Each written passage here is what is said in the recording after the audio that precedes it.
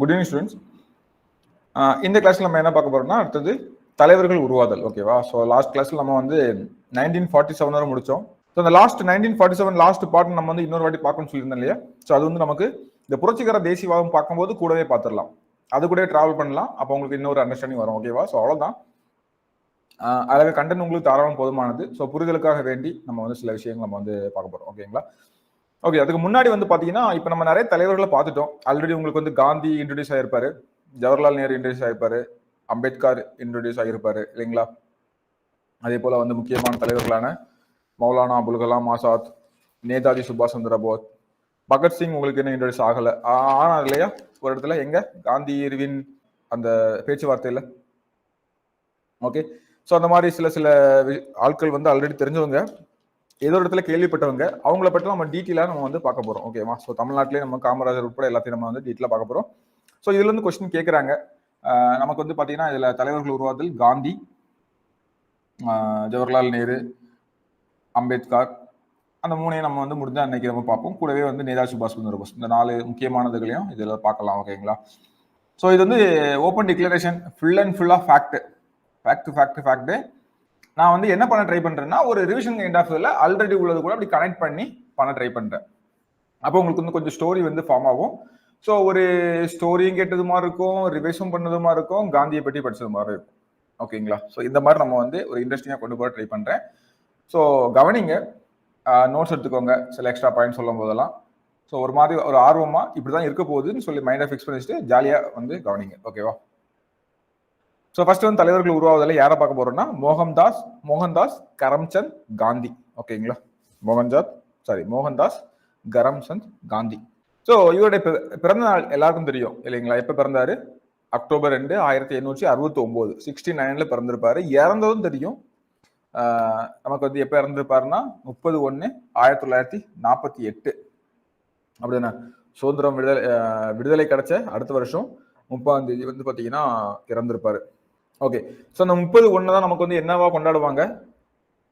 ஷாஹித் திவாஸ்ன்னு சொல்லுவாங்க. ஓகேவா? So martyrs டே. ஓகேவா? ஸோ அது வந்து கொண்டாடுவாங்க. ஸோ தியாகிகள் தினமா நமக்கு வந்து பார்த்தீங்கன்னா இந்த ஜனவரி 30ஆம் வந்து 30ஆம் தேதியை தான் கொண்டாடுவாங்க. ஓகேவா? ஸோ காந்தியுடைய இறப்புல தான் வந்து.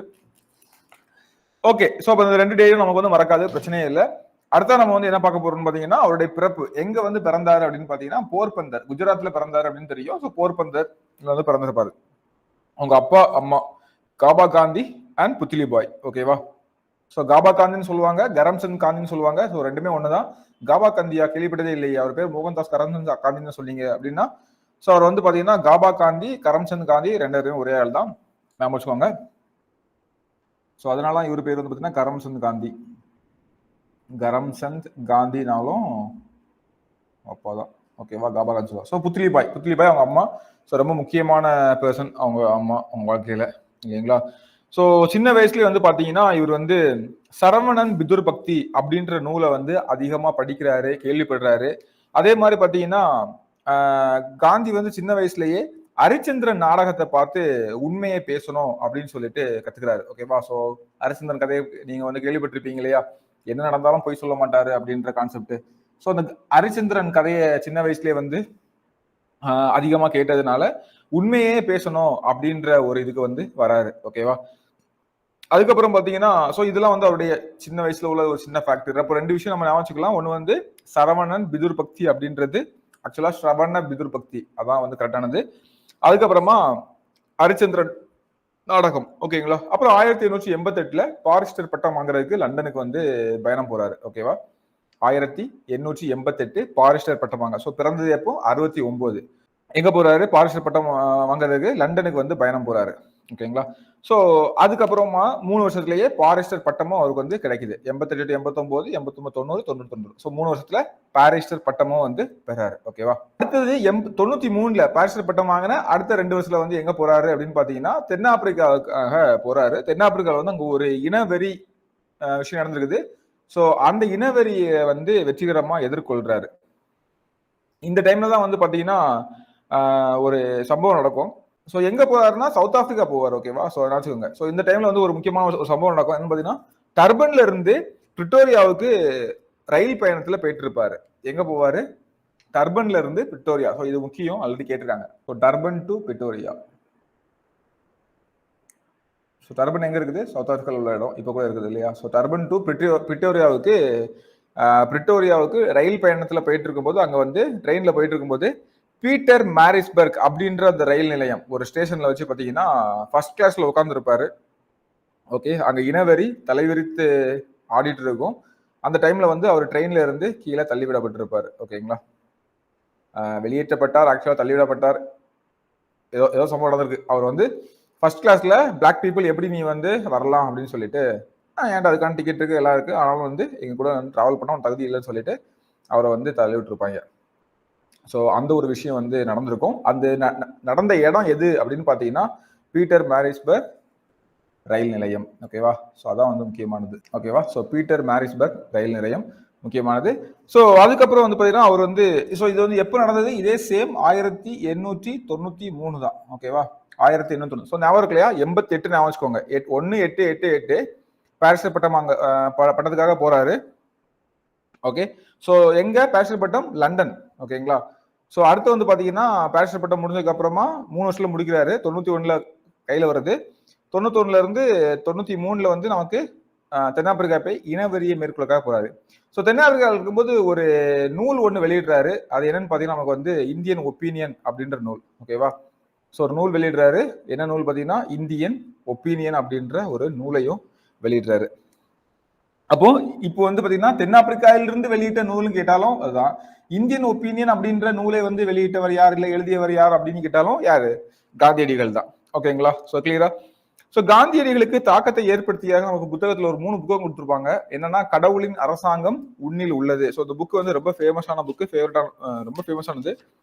நான் என்ன சொல்லுவேன்னா ஃபியூச்சர்ல முடிஞ்சா நீங்க கூட வாங்கி படிங்கன்னு சொல்லுவேன். ஓகேவா, ஸோ என்ன சார் இதுல அப்படி ஸ்பெஷல் அப்படின்னு, ஸோ வேர்ல்ட் லெவலில் ஃபேமஸ் ஆனது the kingdom of God is within you அப்படின்னு சொல்லிட்டு ஐ திங்க் டால்ஸ்டாய் நினைக்கிறேன். ஓகேவா, யா ஓகே. ஸோ அதுக்கப்புறம் பார்த்தீங்கன்னா அண்டோ திஸ் லாஸ்ட் அப்படின்ற ஒரு புத்தகம். அதுக்கப்புறம் வந்து சிவில் டிசோபீடியன்ஸ், சட்ட மறுப்பு அப்படின்ற 3 புத்தகங்கள் அவருடைய ஆரம்ப காலத்துல அவருக்கு தாக்கத்தை ஏற்படுத்தியதாக சொல்லப்பட்டக்கூடிய புத்தகங்கள். ஓகேவா, கடவுளின் அரசாங்கம் உன்னில் உள்ளது, அண்டு திஸ் லாஸ்ட். ஓகேவா, ஆக்சுவலா இது வந்து இங்கிலீஷ் பேரை தமிழ்ல போட்டிருக்கோம். ஓகேவா, அண்டு திஸ் லாஸ்ட். ஓகேவா, ஸோ அடுத்து வந்து சட்ட மறுப்புன்றது சிவில் டிசோபீடியன்ஸ். ஓகேவா, ஸோ இந்த புத்தகங்கள் முக்கியமானது. ஓகே, ஸோ இப்போ 1905 நமக்கு வந்து தென்னாப்பிரிக்காவில் தான் இவர் இருக்காரு. நமக்கு எப்பவும் 1916 டைம்ல நமக்கு இங்க வருவார் இல்லையா? கரெக்டாக சொல்ல போனா 1915 ஜனவரி 9. ஜனவரி 9 தான் வந்து இந்தியாவுக்கு திரும்புவாரு. ஓகே, அப்போ 1905 தென்னாப்பிரிக்கால ஃபீனிக்ஸ் குடியிருப்பு அப்படின்ற ஒரு இதை வந்து நிறுவுறாரு. ஓகே, அதே மாதிரி 1910 5 வருஷம் கழிச்சு டால்ஸ்டாய் பண்ணை அப்படின்ற ஒரு விஷயத்த வந்து நிறுவுறாரு. ஓகே, 1905 தான் இந்தியாவில் வங்க பிரிவினை நடக்கும் இல்லைங்களா? 1905 இந்தியாவில் நடக்கும் வங்க பிரிவினை வந்து நடந்திருக்கும். ஓகே, ஸோ அதுக்கப்புறம் வந்து பார்த்தீங்கன்னா நமக்கு வந்து ஃபீனிக்ஸ் குடியிருப்பை வந்து நிறுவிருக்கு. 1905 ஃபீனிக்ஸ் குடியிருப்பை வந்து காந்தி அங்க நிறுவிருக்காரு. டால்ஸ்டாய் பண்ணைய 1910 வந்து தென்னாப்பிரிக்கால. 1915 ஜனவரி 9 வந்து பார்த்தீங்கன்னா இந்தியா திரும்புறாரு. ஓகேவா, ஸோ 1915 ஜனவரி 9 இந்தியா திரும்புறாரு. இந்தியாவில் எந்த பகுதியில் வந்து இறங்குவார்னா மும்பை. ஓகே, 1915 வந்து இந்திய தேசிய காங்கிரஸ்லயும் ஜாயின் பண்ணிக்கிறாரு. இந்திய விடுதலை போராட்டத்துல தன்னை வந்து ஈடுபடுத்திக்கிறாரு. ஓகேங்களா, ஸோ அவர் ஃபர்ஸ்ட் பண்ண சத்தியாகிரகம் எது நம்ம பார்த்தோம்? சம்பாரன் சத்தியாகிரகம். ஃபர்ஸ்ட் 3மே வந்து ரொம்ப முக்கியமானது இல்லையா? ஸோ சம்பாரணம் 1, கேதா சத்தியாகிரகம் 1, அகமதாபாத் மில் தொழிலாளர்கள் போராட்டம் 1. ஓகே, சம்பாரன் சத்தியாகிரகம், கேதா சத்தியாகிரகம், அகமதாபாத் மில் தொழிலாளர்கள் சத்தியாகிரகம் இல்லைங்களா? ஸோ இந்த 3 வந்து காந்தி ஸ்டார்டிங்லேயே கலந்து கொண்ட 3 முக்கியமான சத்தியாகிரகங்கள். ஸோ வந்த உடனே, அதாவது சம்பரான் வந்து 1917, அதுக்கு முன்னாடி கேப்ல வந்து கோபாலகிருஷ்ண கோகலேயுடைய அறிவுரைப்படி இந்தியா ஃபுல்லா போய் சுத்திட்டு வர போயிருப்பாரு இல்லையா? இந்தியா ஃபுல்லா போய் சுத்திட்டு பார்த்துட்டு வா, இந்தியாவை அண்டர்ஸ்டாண்ட் பண்ணிக்கோ அப்படின்னு சொல்லிட்டு சொன்னதன் அடிப்படையில அவர் வந்து சுற்றுப்பயணம் செஞ்சுட்டு வந்திருப்பாரு. வந்த உடனே அவருடைய முதல் பயணம் வந்து இதுதான், சரி முதல் போராட்டம் சம்பாரான். சம்பாரான்ல என்ன நடந்திருக்கும்? தீன்காதியா சிஸ்டம் அப்படிதானே? பீகார்ல உள்ள இடம் தான் சம்பாரான் அப்படின்றது. அங்க வந்து தீன்காதியா சிஸ்டம் வந்து நடந்திருக்கும். 19ஆம் நூற்றாண்டுடைய கடைசியில நமக்கு வந்து அந்த இண்டிகோ அந்த அவுரி செடியை வந்து வளர்க்கறதுக்காக நிர்பந்தப்படுத்தப்பட்டிருப்பாங்க ஐரோப்பிய பண்ணையாளர்களாக, ஐரோப்பிய தோட்டக்காரர்களாக. ஓகே. ஸோ கிட்டத்தட்ட ஒரு ஒரு எக்ஸாம்பிள் சொல்லணும்னா 20ல் 3 பங்கு, 20 ஏக்கர் நிலம் வச்சிருக்கீங்கன்னா 3 ஏக்கர் நிலத்துல இந்த கருநில சாயத்தை உண்டு பண்ணக்கூடிய அதை வந்து கட்டாயம் விளைவிக்கணும், அவுரி செடியை. அப்ப இதை எதிர்த்து வந்து பாத்தீங்கன்னா போராட்டம் பண்ணுவாங்க. இதான் வந்து சம்பாரன் சத்தியாகிரகம் இல்லைங்களா. அடுத்தது கேதா. ஸோ கேதா சத்தியாகிரகத்துல நமக்கு என்ன நடக்கும்? ஓகே. ஸோ கேதா சத்தியாகிரகம் பார்த்தீங்கன்னா நமக்கு வந்து அங்க வந்து பஞ்சகால விதிப்படி பஞ்சம் ஏற்பட்டுச்சு அப்படின்னா 25% கீழே விளைச்சல் இருந்தா நம்ம வந்து வரி கட்ட வேணாம். ஆனா 25% கம்மியாட்டு விளைச்சல் இருந்த பிறகும் வரி கட்டணும்னு சொல்லிட்டு நிர்பந்திக்கப்பட்டிருப்பாங்க. இதனால விவசாயிகள் வந்து போராட்டம் பண்ணுவாங்க. அந்த போராட்டத்தில் கலந்து கொண்டு காந்தியடிகள் அவங்களுக்கான நியாயத்தை வாங்கி கொடுப்பாரு. அடுத்தது Ahmedabad mill strike. Okay, Ahmedabad mill தொழிலாளர்களுடையது. ஓகேங்களா. ஸோ அங்கே என்ன நடக்கும்? ஊதிய உயர்வு கேட்டு பண்ணுவாங்க. ஸோ நீங்க எக்ஸ்ட்ரா வேலை பார்த்தா எக்ஸ்ட்ரா சம்பளம் தான் சொல்லுவாங்க, பண்ண மாட்டாங்க. அவங்களுக்கான 30%, 35% ஊதியத்தை வந்து பெற்றுக் கொடுப்பாரு. இதான் வந்து பாத்தீங்கன்னா காந்தியோடைய இந்த விஷயம் இல்லைங்களா. ஸோ அப்ப இந்த 3 போராட்டமும் நமக்கு வந்து முக்கியமானது. சம்பாரன், கேதா. ஆமா. ஸோ இயர் முக்கியம், ஆல்சோ அதுல என்ன நடந்து அப்படின்ற விஷயம் நமக்கு வந்து முக்கியம். ஓகேவா. ஸோ காந்தி வந்து அடுத்தது இவருடைய ஹிஸ்டரியில 1919 நமக்கு வந்து சென்னைக்கு வராரு. எதுக்காக வராரு சென்னைக்கு? ஞாபகம் இருக்குதுங்களா? ஓகே, சென்னைக்கு எதுக்காக வராரு? ரவுலட் சட்டத்தை எதிர்த்து, அப்படிதானே. ஸோ ரவுலட் சட்டத்துக்கான விஷயங்கள் வந்து 1919 போயிட்டு இருக்குது. ஸோ இந்த டைம்ல வந்து பாத்தீங்கன்னா காந்தியடிகள் 1919 மார்ச் 18 சென்னை மெரினால வந்து காந்தியடிகள் உரையாற்றிருப்பாரு இல்லையா. ஸோ மார்ச் 18 காந்தியடிகள் சென்னையில வந்து வந்திருப்பாரு. அங்க வந்து மெரினால உரையாற்றிருப்பாரு. ஸோ அந்த விஷயங்கள் எல்லாமே ரொம்ப ஃபேமஸான விஷயங்கள் இல்லையா. ஸோ ஞாபகம் இருக்கு இல்லையா? படிச்சீங்களா? ஓகே, படிக்காதவங்க அந்த கிளாஸ் வந்து நம்ம கிளியரா இங்க விட டீப்பா சொல்லியிருப்போம்.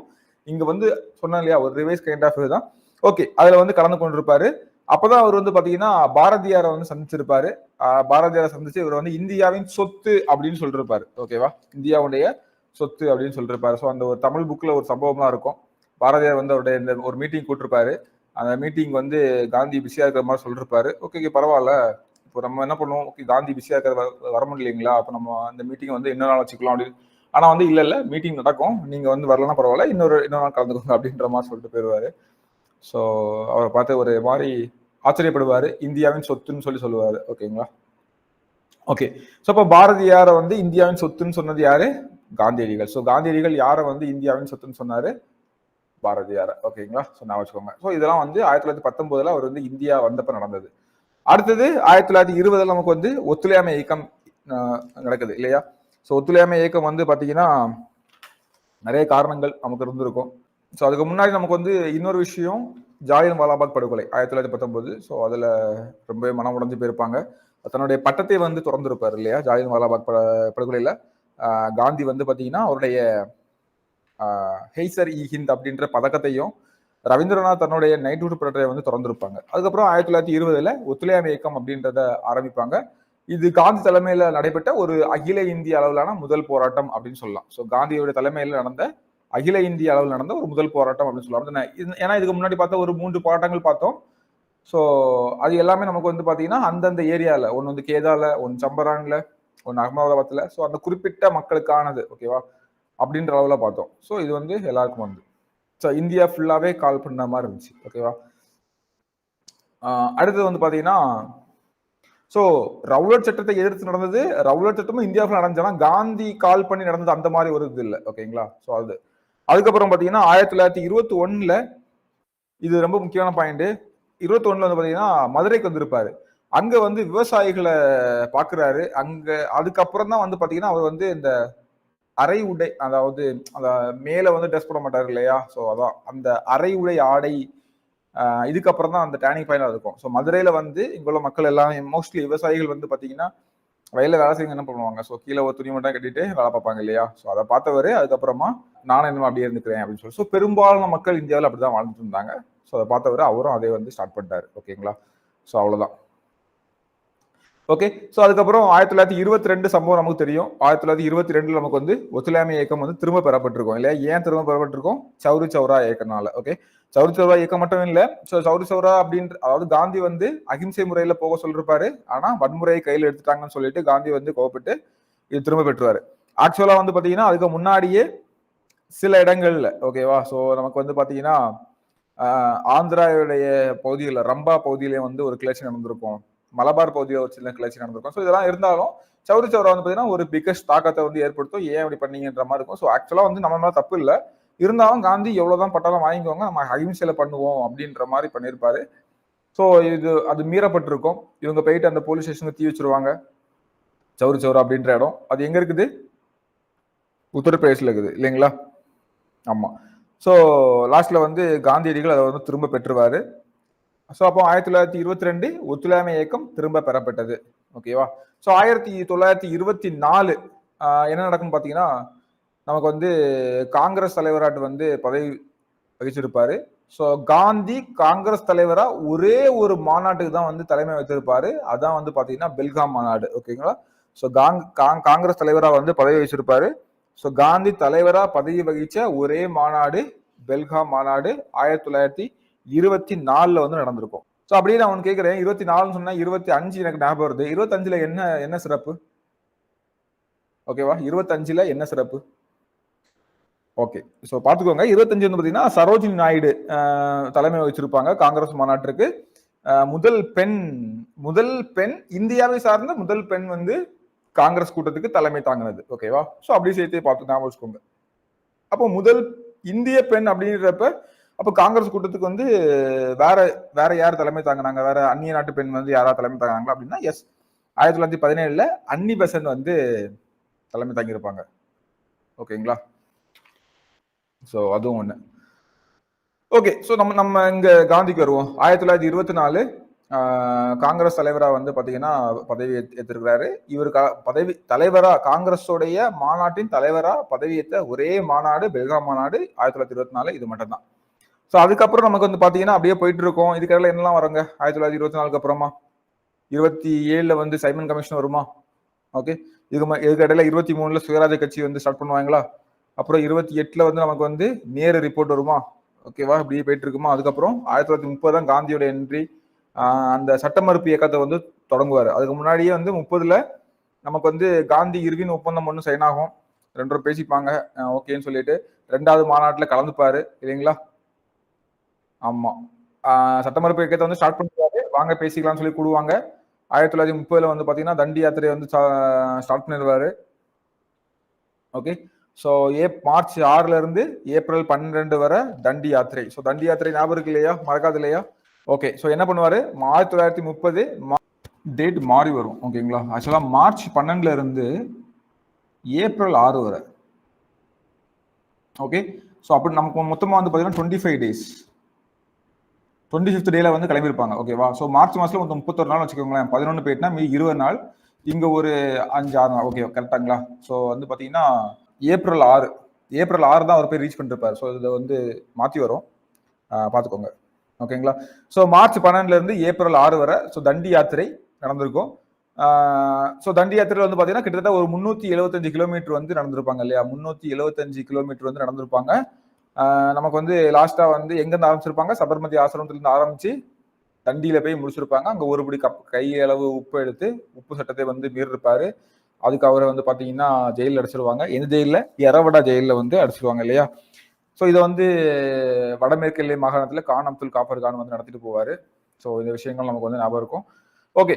ஸோ இப்போ இது ஒரு முக்கியமான சம்பவம் இல்லையா. இதை தொடர்ந்து அப்படியே தமிழ்நாட்டில் ஒரு பக்கம் வந்து வேதாரணை உப்பு சத்தியாகிரகம் நடக்கும். ஓகே. ஸோ 1931 வந்து பாத்தீங்கன்னா 30வது இதுல வந்து கலந்துக்க மாட்டார் இல்லையா. அதனால 31 வந்து என்ன சொல்லுவாங்கன்னா காந்தி இர்வின் ஒப்பந்தம் கூடுவாங்க. ஸோ கூப்பிட்டா அவர் வந்து என்ன பண்ண மாட்டாரு, அதாவது 30ல நடந்த முதல் வட்டமேசை மாநாடுக்கு காங்கிரஸ்ல இருந்து யாரும் கலந்துக்க மாட்டாங்க. 2வது வட்டமேசை மாநாடுல காந்தி வந்து கலந்துப்பாரு. காரணம் இது நடந்த காந்தி இர்வின் ஒப்பந்தம். ஸோ இந்த ஒப்பந்தத்தின்படி வந்து சில விஷயங்களுக்கு அவர் ஓகே சொன்னனால சரின்னு சொல்லிட்டு போவாரு. ஆனா வந்து அவருக்கு கேட்ட விஷயங்கள் கிடைக்காது, வெறுங்கையா வந்து திரும்புவாரு. அப்போ 1931 காந்தி வந்து 2ஆம் வட்டமேசை மாநாட்டில் கலந்து கொண்டாரு. காங்கிரஸ் கலந்து கொண்டது, காங்கிரஸ் சார்பில் கலந்து கொண்டவர் காந்தியடிகள். ஓகேங்களா. ஸோ ஆகஸ்ட் நன்கொடையை வந்து சாகும் வரை, ஆகஸ்ட் நன்கொடையை எதிர்த்து சாகும் வரை உண்ணாவிரதம். ஆக்சுவலா வந்து பாத்தீங்கன்னா இந்த 3ஆம் வட்டமேசை மாநாடு முடிஞ்சோன்னா அவருக்கு வந்து என்ன ஊத்துருவாங்கன்னா, அந்த நமக்கு வந்து அம்பேத்கர் தன்னுடைய அதாவது இவங்களுக்கான தனி தொகுதியை வந்து பெற்றுக்கொள்வார். ஓகேங்களா. ஸோ அதனால வந்து பார்த்தீங்கன்னா அதை எதிர்த்து உண்ணாவிரதம் இருப்பாரு. லாஸ்டா வந்து பூனா ஒப்பந்தம் யாருக்கு இடையில? காந்திக்கும். ஸோ காந்தி ஜெயில இருப்பாரு. ஸோ காந்தி வந்து ஜெயில இருந்துட்டு உண்ணாவிரதம் இருப்பாரு. ஸோ காந்திக்கும் அம்பேத்கர் இடையில வந்து நடந்திருக்கும். ஸோ என்ன நடந்திருக்கும்னா ஃபைனலா இவர் ஒத்துக்கிட்டு வந்திருப்பாரு. ஓகேவா? இடஒதுக்கீடு ஓகே, தனித்தொகுதிகள் வேண்டாம் அப்படின்ற மாதிரி ஒத்துக்கிட்டு வந்திருப்பாரு. அதான் நமக்கு வந்து பூனா ஒப்பந்தம். 1937ல சென்னை இலக்கிய மாநாட்டுக்கு வந்து தலைமை தாங்கியிருப்பாரு. அங்க உவேசா சாமிநாதனுடைய தமிழ் பேச்சை கண்டு ஆச்சரியப்பட்டிருப்பாரு. ஸோ இது வந்து ஒரு முக்கியமான விஷயம். அடுத்தது 1940 தனிநபர் சத்தியாகிரகத்தை வந்து ஆரம்பிச்சிருப்பாங்க இல்லைங்களா? 1940ல தனிநபர் சத்தியாகிரகத்தை வந்து ஆரம்பிச்சாங்க. அதுக்கு முன்னாடி நிறைய அடக்குமுறைகள் ஒடுக்குமுறைகள் வரும். அதுக்கப்புறம் காந்தி நான் சொல்ற டேட்ல இந்த மாதிரி பண்ணுங்கன்னு சொல்ல 1940ல தனிநபர் சத்தியாகிரகம் தொடங்க இருப்பாரு. 1942ல கிறிஸ் தூதுக்குழு அறிக்கையை வந்து திவாலாகி கொண்டிருக்கும் வங்கியின் பின்தேதியிட்ட காசோலை அப்படின்னு சொல்லிட்டு அனௌன்ஸ் பண்ணிருப்பாரு. ஸோ இந்த கதை தெரியும் இல்லையா? 1942ல மார்ச் 22ஆம் தேதி கிறிஸ் தூதுக்குழு வந்து இங்க வருவாங்க. ஸ்டாஃப் கிறிஸ் தலைமையில வந்து வருவாங்க. அதனால அது கிறிஸ் தூதுக்குழு. ஸோ இங்க வந்தவங்க வந்து பாத்தீங்கன்னா என்ன ஆகும்னா இவங்க சொல்லுவாங்க காங்கிரஸ் வந்து சீக்கிரமா எங்க கையில வந்து மாத்தி கொடுங்க சொல்லுவாங்க. இல்ல நாங்க உங்களுக்கு வந்து இதெல்லாம் நாங்க எழுதுறதுக்கு இது பண்றோம் அப்படின்னு சொல்லிட்டு பேசிட்டு இருக்கோம். சோ சீக்கிரமா அப்படின்றது வார்த்தை தான். ஓகேங்களா? அதே மாதிரி பாத்தீங்கன்னா போருக்கு பின்னால நமக்கு வந்து தன்னாட்சி வந்து வழங்கிடுவோம். அதே மாதிரி இந்த விஷயங்கள்லாம் சொல்லும் போது இவர் என்ன சொல்லுவாருன்னா திவாலாகி கொண்டிருக்க பேங்க்ல ஒரு பேங்க் ஆல்ரெடி ஒன்னெல்லாம் போயிட்டு இருக்குது. அந்த பேங்க்ல வந்து பவுன்ஸ் ஆன செக் எப்படி இருக்கும் அப்படின்னு சொல்லிட்டு இதை வந்து வர்ணிப்பாரு இல்லைங்களா?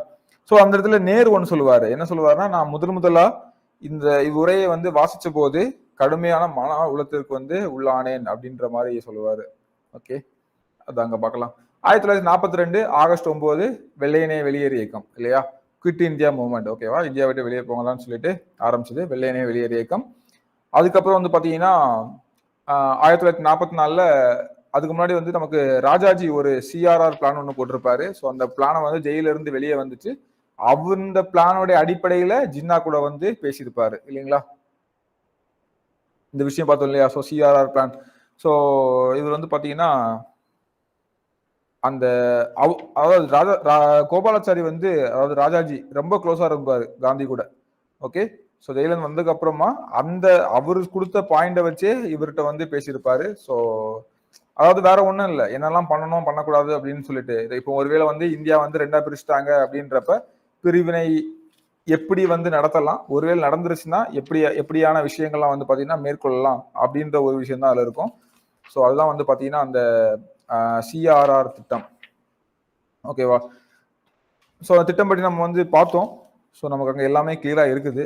So Rajaji formula, CR formula. ஓகேவா? சி ராஜகோபாலாச்சாரி தான் வந்து சிஆர் ஃபார்முலா இல்லைன்னா சிஆர் பிளான் எப்படினாலும் சொல்லலாம்.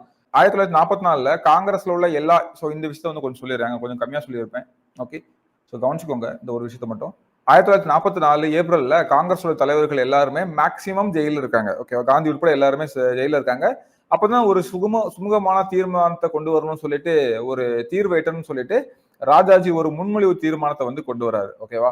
சோ என்ன சொல்றாருன்னா போருக்கு பின்னால ஒரு ஆணையத்தின் மூலம் இஸ்லாமியர்கள் முழு பெரும்பான்மையில வாழக்கூடிய அந்த மாவட்டங்களை வந்து தேர்ந்தெடுத்து என்ன பண்ணலாம், ஒரு பொது வாக்கெடுப்பு நடத்தலாம் அப்படின்னு சொல்லிட்டு.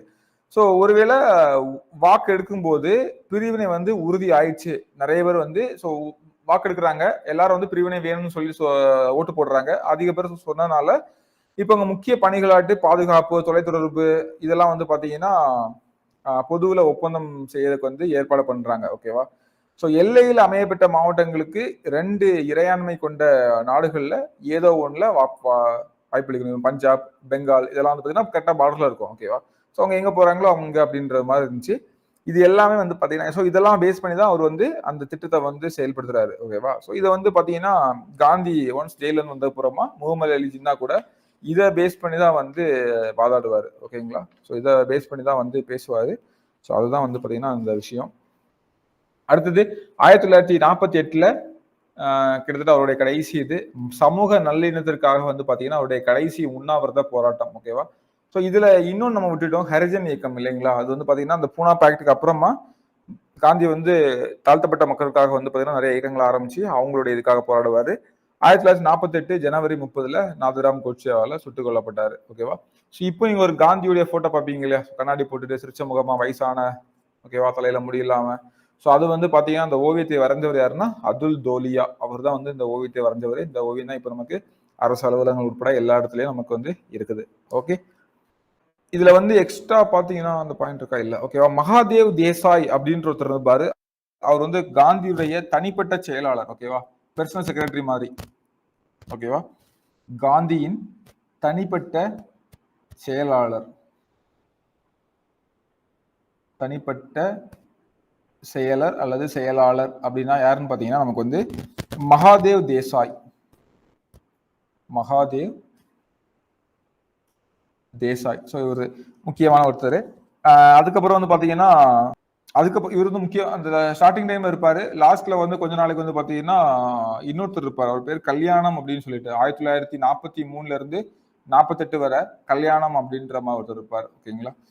ஸோ ஜஸ்ட் ஞாபகம் வச்சுக்கோங்க. ஸோ காந்தியுடைய ஓவியத்தை வரைந்தவர் யாருன்னா அதுல் தோலியா. ஓகே, அதுல் தோலியா. ஸோ ஞாபகம் வச்சுக்கோங்க. ஓகே, ஸோ அடுத்தது அவருடைய முக்கியமான பத்திரிகைகள். ஓகேவா, அவர் எழுதின முக்கியமான பத்திரிகைகள். ஸோ வந்து நவஜீவன், யங் இந்தியா, ஹரிஜன் பத்திரிகை, இந்தியன் ஒப்பீனியன், இது எல்லாமே வந்து அவர் எழுதின பத்திரிகைகள். நவஜீவன், யங் இந்தியா, ஹரிஜன் பத்திரிகை, இந்தியன் ஒப்பீனியன். ஓகேவா, இந்தியன் ஒப்பீனியன் ஆல்ரெடி பார்த்தோம். ஹரிஜன் பத்திரிகை ஆல்ரெடி பார்த்தோம். நமக்கு வந்து ஒடுக்கப்பட்ட மக்களுக்காக வந்து பார்த்தீங்கன்னா போராட்டங்களை வந்து மேற்கொண்டிருப்பாரு. அந்த டைம்ல இதை பற்றி பிரசாரம் பண்றதுக்காக ஒரு இயக்கம் ஆரம்பிச்சாலே அதுக்கு ஒரு பத்திரிகை வந்து கண்டிப்பா இருக்கணும்ன்ற மாதிரி ஆயிடுச்சு இல்லையா. ஸோ அதனால வந்து ஹரிஜன் பத்திரிகை வந்து யங் இந்தியா அதை வந்து லேட்டரா ராஜாஜி கையில் எடுத்திருப்பாரு நினைக்கிறேன். ஓகேங்களா, பால பாரதம் சொல்லிட்டு சம்திங். ஸோ பார்க்கலாம். ஸோ நவஜீவன் இது எல்லாமே. ஓகே, அடுத்தது இதோட முக்கியமான வாசகங்கள். ஓகேவா, நம்ம கேட்டிருப்போம் இல்லையா, செய் அல்ல செத்துமடி எங்க எப்ப சொன்னாரு, வெள்ளையனே வெளியேறு இயக்கத்தின் போது. அப்படி தானே, டூ ஆர் டை அப்படின்ற ஃபேமஸான வார்த்தை, செய் அல்லது செத்துமடி 1942. அதே மாதிரி பாத்தீங்கன்னா அதே சேம்னு சொல்லிருப்பாரு, இறுதி வரை போராடுவோம் அப்படின்னு சொல்லிட்டு. ஸோ என்னது, ஸோ கடைசி வரை போராடுவோம் அப்படின்னு சொல்லிருப்பாரு. அதுக்கப்புறம் வந்து பாத்தீங்கன்னா நமக்கு வந்து வெள்ளையனே வெளியேறு அப்படின்றதும் ஓகேவா. ஸோ குவிட் இந்தியா அப்படின்றது மூணுமே அவருடைய புகழ்பெற்ற வாசகங்கள். எல்லாமே ஒரே டைம் நடந்ததுதான், 1942 டைம்ல வந்து நடந்ததுதான். ஓகேவா. இன்னும் சில விஷயங்கள் பார்த்தீங்கன்னா காந்தியுடைய அரசியல் குரு ஆல்ரெடி நம்ம பார்த்திருக்கோம், கோபாலகிருஷ்ண கோகலே. இவர் தான் காந்தியுடைய அரசியல் குருவாட்டு வந்து இருந்தாரு. அப்படித்தானே. ஸோ காந்தியை வந்து மகாத்மா அப்படின்னு சொல்லிட்டு அழைத்தவர் யாருன்னா ரவீந்திரநாத் தாகூர் தான் காந்திய மகாத்மா அப்படின்னு சொல்லிட்டு முதலா அழைச்சிருப்பாரு. அதே மாதிரி பாத்தீங்கன்னா காந்தியை வந்து தேச தந்தை. ஓகேவா. ஸோ இது வந்து நேதாஜி சுபாஷ் சந்திர போஸ், இது நம்ம பின்னாடி பார்ப்போம். ஸோ அவர் தான் வந்து பாத்தீங்கன்னா காந்தியை வந்து உங்களுடைய பிளெஸிங்ஸ் வேணும், நாங்கள் அந்த மாதிரி ஒன்று பண்றோம் அப்படின்னு சொல்லிட்டு சொல்லியிருப்பாரு. ஓகேங்களா. அப்பதான் அவர் வந்து தேச தந்தை. ஏன்னா அவர் தான் வந்து லீட்ல இருந்து நடத்திட்டு போறாரு. அவர் வந்து ஒரு ஃபாதர் ஃபிகர் மாதிரி முன்னாடி நிற்கிறாரு. ஸோ எல்லாரும் அவர் சொல்றப்ப கேட்டுதான் நடக்கிறாங்கன்ற மாதிரி இருக்கிறப்ப ஓகே. ஸோ காந்தியை தேச தந்தை என்றவர் நேதாஜி சுபாஷ் சந்திர போஸ். ஓகேவா. ஸோ இவர் தான் வந்து பார்த்தீங்கன்னா பட்டேலை வந்து அதாவது பட்டேலை வந்து சர்தார் என்று அழைத்தவர் யார் பார்த்தீங்கன்னா காந்தி, அழைத்தவர் காந்தி. ஸோ மேலோட கன்ஃபியூஸ் பண்றாங்க. ஸோ டக்குனு பக்கமா நானே ஒரு இதாயிட்டேன். ஸோ பட்டேலே சர்தார் வல்லபாய் பட்டேல் அப்படிதானே. ஸோ அந்த சர்தார் அப்படின்றது காந்தி தான் கொடுத்தது. ஓகேங்களா. ஸோ காந்தியினுடைய சமாதி இப்போ எங்க இருக்குன்னா ராஜ்கோட்ல இருக்குது. ஓகேங்களா. இதெல்லாம் கேட்பாங்களா சார் அப்படின்னா கேட்க மாட்டாங்க, தர்ஷனா வச்சுக்கோங்க. ஓகே. அப்போ அவருடைய அரசியல் குரு யாரு, கோபாலகிருஷ்ண கோகலே. காந்தியை வந்து மகாத்மா அப்படின்னு சொன்னவர் யாரு, மகாத்மா அப்படின்னு சொல்லிட்டு மகாத்மா காந்தி, அந்த மகாத்மா பேர் எங்க யார் வச்சாங்கன்னா ரவீந்திரநாத் தாகூர் வந்தது. அதுக்கப்புறம் வந்து பாத்தீங்கன்னா ஸோ காந்தியை வந்து தேச தந்தை அப்படின்னு சொல்லிட்டு முதல் அழைச்சவர் நேதாஜி சுபாஷ் சந்திர போஸ். ஓகேங்களா. ஸோ இதுல வந்து பாத்தீங்கன்னா இன்னொரு விஷயம், அந்த ஆல்ரெடி ஒரு புக் சொன்னோம் இல்லையா, kingdom of God within you, கடவுளின் அரசாங்கம் உன்னில் உள்ளது, காந்திக்கு தாக்கத்தை ஏற்படுத்திய புத்தகம் சொல்லிட்டு. ஸோ இந்த புத்தகம் வந்து லியோ டால்ஸ்டாய் எழுதினது. கரெக்ட் தான். ஓகேவா. நான் ஆல்ரெடி டால்ஸ்டாயான்னு சொல்லி ஒரு டவுட்ல சொன்னேன். லியோ டால்ஸ்டாய் வந்து எழுதினது தான். ஸோ ரஷ்யன் எழுத்தாளர் அவரு. ஸோ இந்த புத்தகத்துல இருந்தா வந்து பாத்தீங்கன்னா காந்தி வந்து அஹிம்சையோட உத்வேகத்தை வந்து பெறாரு. ஓகேவா. அமைதியான முறையில வன்முறை இல்லாம போராடி எதையும் நம்ம வந்து கேட்டு பெறலாம் அப்படின்றத போறாரு. ஸோ வேற என்ன, கிராமங்கள் தான் இந்தியாவின் முதுகெலும்புன்னு சொல்லிருப்பாரு. அந்த விஷயங்களை பற்றி நிறைய விஷயங்கள் நம்ம பார்த்துருக்கோம். நமக்கு வந்து இந்த டிபிஎஸ்பியில directive principle of state policy, அதாவது அரசு வழிகாட்டு நெறிமுறை கோட்பாடுகள்ல காந்தியன் பிரின்சிபல்னு சொல்லிட்டு, காந்திய கொள்கைகள்னு சொல்லிட்டு ஒரு குறிப்பிட்ட கொஞ்சம் இருக்கும் இல்லைங்களா, ஞாபகம் இருக்கு இல்லையா.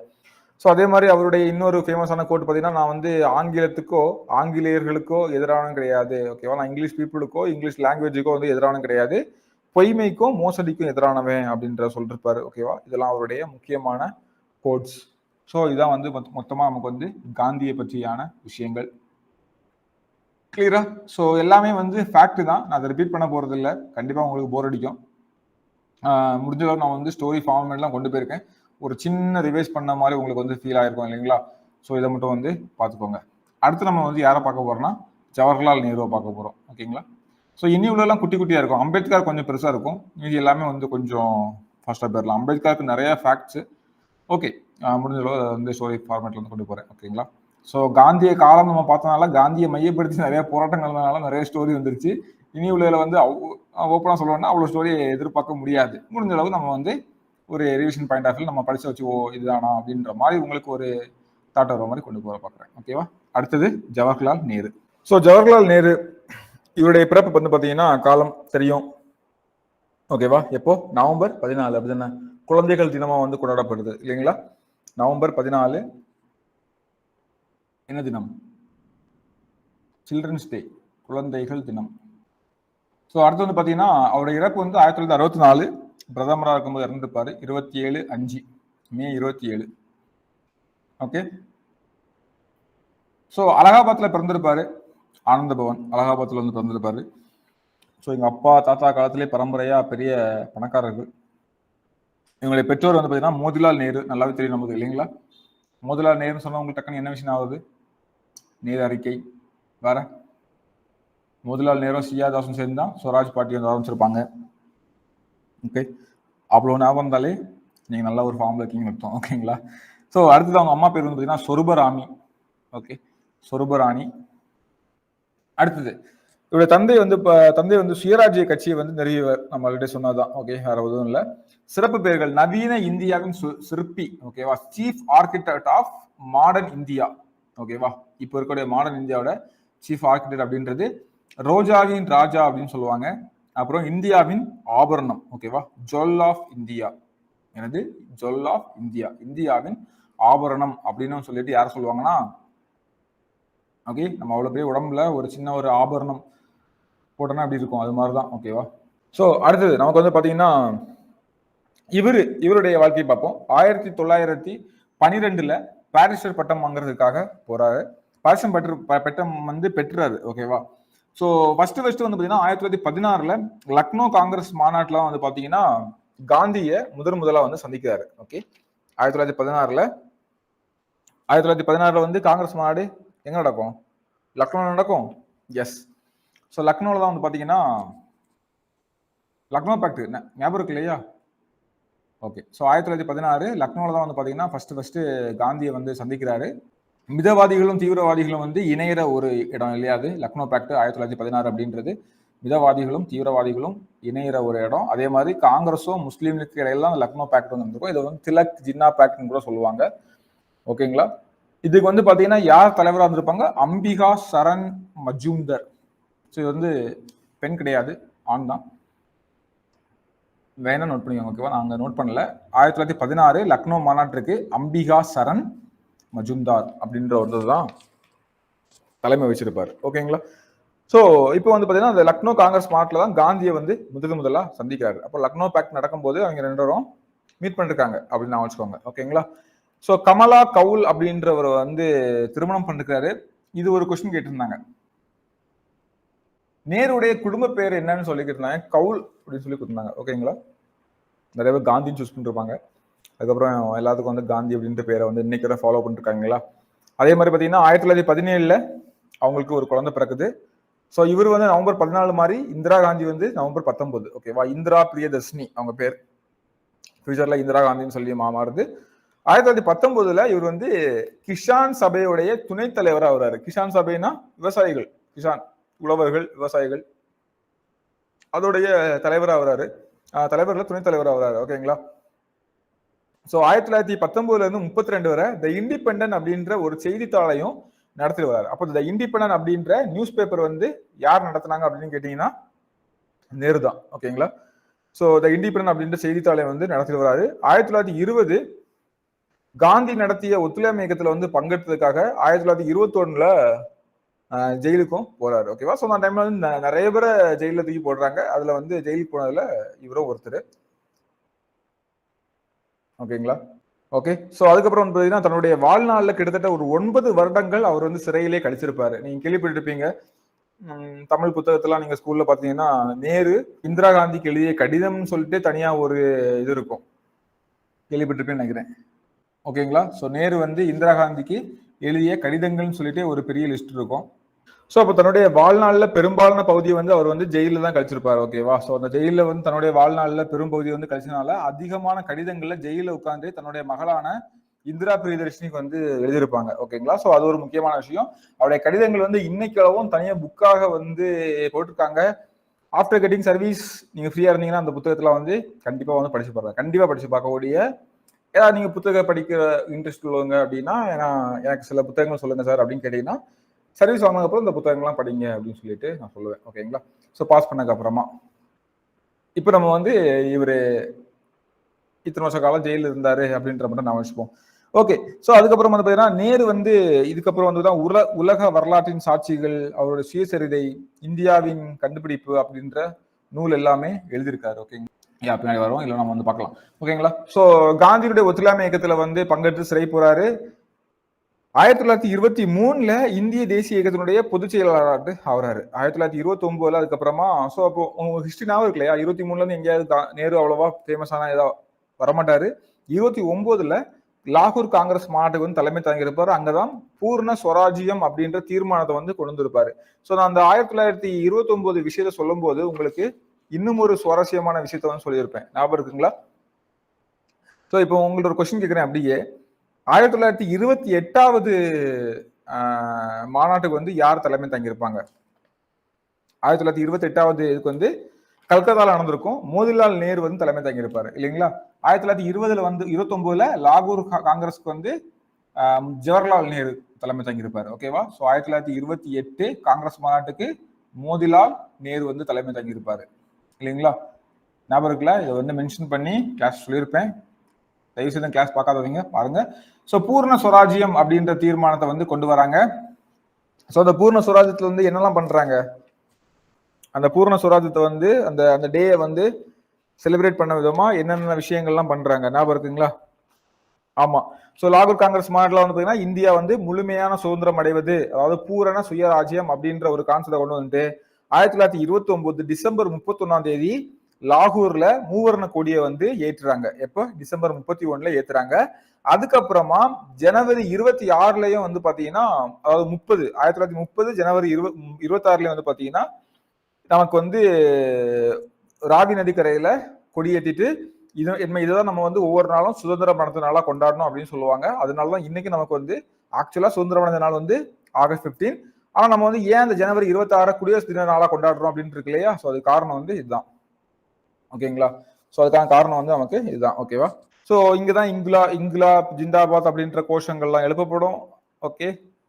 அதுக்கப்புறம் இந்த லாகூர் காங்கிரஸ் மாநாட்டில் தான் வந்து பார்த்தீங்கன்னா இனிமே நமக்கு காந்தியடிகள் தலைமையில இந்த சட்டமறுப்பு இயக்கம் வந்து ஸ்டார்ட் பண்ண போறோம் அப்படின்லாம் சொல்லியிருப்பாங்க இல்லைங்களா? அதே மாதிரி பாத்தீங்கன்னா அடுத்தது 1937 பைஸ்பூர் காங்கிரஸ் மாநாட்டுக்கு தலைமை. ஏன் இதுன்னா ஒரு கிராமத்துல வந்து இந்த மாநாடு நடந்திருக்கும். ஓகேவா? அதனால இது முக்கியம்.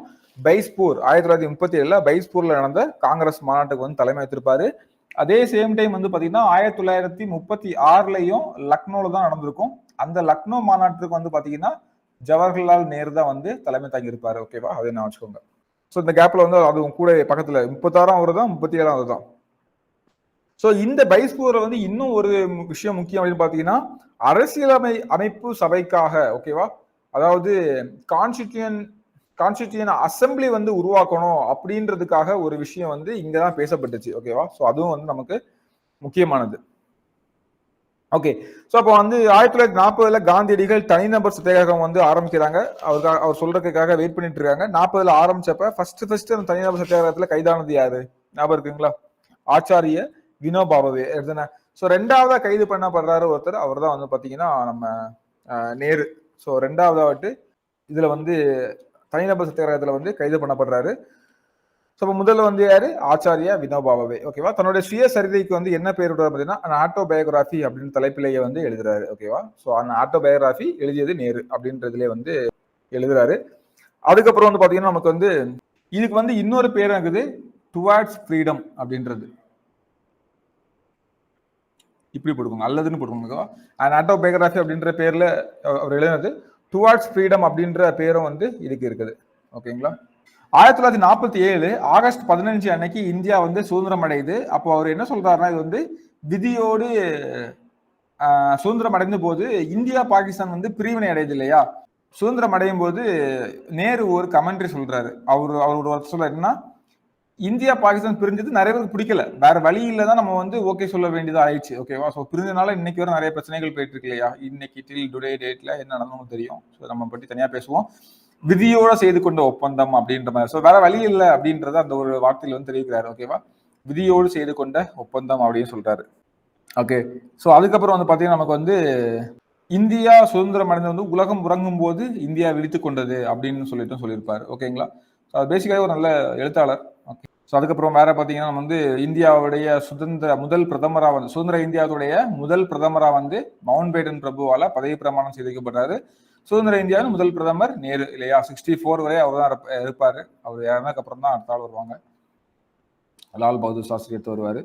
ஸோ நேஷனல் ஹெரால்டு அப்படின்ற ஒரு பத்திரிகை வந்து நடத்திருப்பாரு. ஓகேவா. நேஷனல் ஹெரால்டு அப்படின்ற ஒரு பத்திரிகை நடத்திருப்பாரு. அதுக்கு முன்னாடி நான் சொல்லியிருப்பேன், ஒரு செய்தித்தாள் நடத்திருப்பாருன்னு சொல்லிட்டு 1919 இருந்து 32 வரை த இண்டிபெண்டன்ட் அப்படின்ற செய்தித்தாளை வந்து நடத்திருப்பாரு. ஓகேங்களா. அதே மாதிரி நேஷனல் ஹெரால்டு. ஓகேவா. ஸோ நேருடைய சில பொன்மொழிகள் என்னன்னு பாத்தீங்கன்னா, 1935 35வது ஆண்டு சட்டத்தை வந்து ஒரு அடிமை சட்டம் அப்படின்னு சொல்லிருப்பாரு. ஓகே. ஒரு அடிமை பட்டயம் சொல்லிருப்பாரு. நான் வச்சுக்கோங்க, 1935 இந்திய அரசு சட்டம் இருக்கு இல்லையா, அதாவது கவர்மெண்ட் ஆஃப் இந்தியா ஆக்ட் 1935. அதை வந்து என்ன சொல்லிருப்பாருன்னா ஒரு அடிமை பட்டயம் அப்படின்னு சொல்லிருப்பாரு. அப்புறம் காலம் பொன் போன்றது அப்படின்ற ஒரு வார்த்தை கேள்விப்பட்டிருப்பீங்களா. ஸோ அதை வந்து சொன்னது வந்து இவர் தான். ஸோ காலம் வந்து பொன் போன்றது அப்படின்றது. வேற என்ன, இந்தியா பாகிஸ்தான் பிரிவினையை வந்து அவர் என்ன சொல்லிருப்பாருன்னா விதியோடு செய்து கொண்ட ஒப்பந்தம் அப்படின்னு சொல்லிருப்பாரு.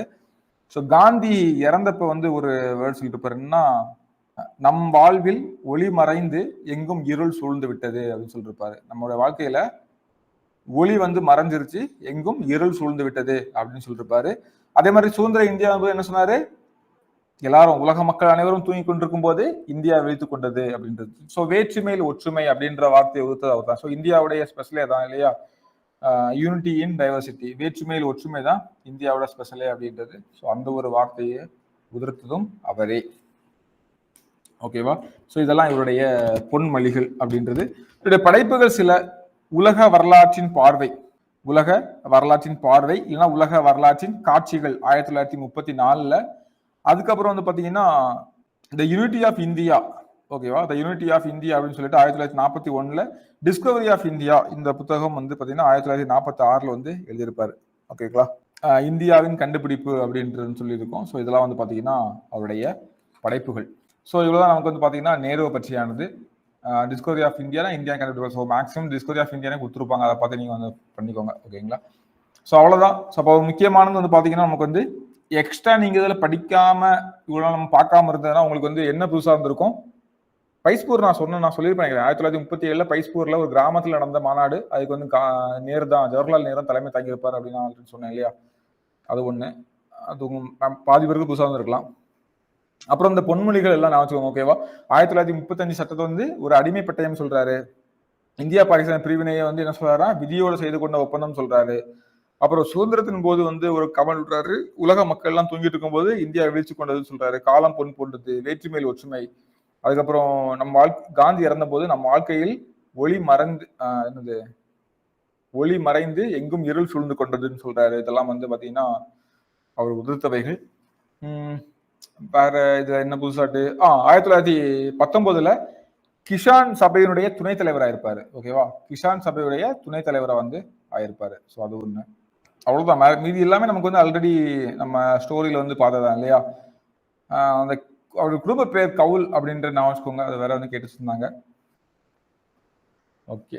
ஏன்னா அவங்களுடைய மனைவி பேர் வந்து கமலா கவுல். ஓகே. ஸோ இதான் வந்து பாத்தீங்கன்னா நேருவை பற்றியான ஃபுல் விஷயங்கள் இவ்வளவுதான். அடுத்து நம்ம யாரை பார்க்க போறோம்னா பீமா ராவ் ராம்ஜி அம்பேத்கர். இவரை பற்றி ஒரு சில இடங்கள்லாம் பார்த்துருப்போம், இங்க வந்து விரிவா பார்ப்போம். ஓகேவா. நிறைய ஃபேக்சுவல் பாயிண்ட்ஸ் இருக்கும், பார்க்கலாம். ஸ்டோரியை விட ஃபேக்சுவல் தான் அதிகம், பார்க்கலாம். Okay. So Bhima Rao Ramji Ambedkar so இவருடைய பிறப்பு வந்து நமக்கு எல்லாரும் தெரியும், ஏப்ரல் 14 இல்லைங்களா? ஸோ தெரியாதவங்க இதுக்கப்புறம் தெரியாமல் இருக்கக்கூடாது, ரொம்ப முக்கியமானது. ஏப்ரல் 14.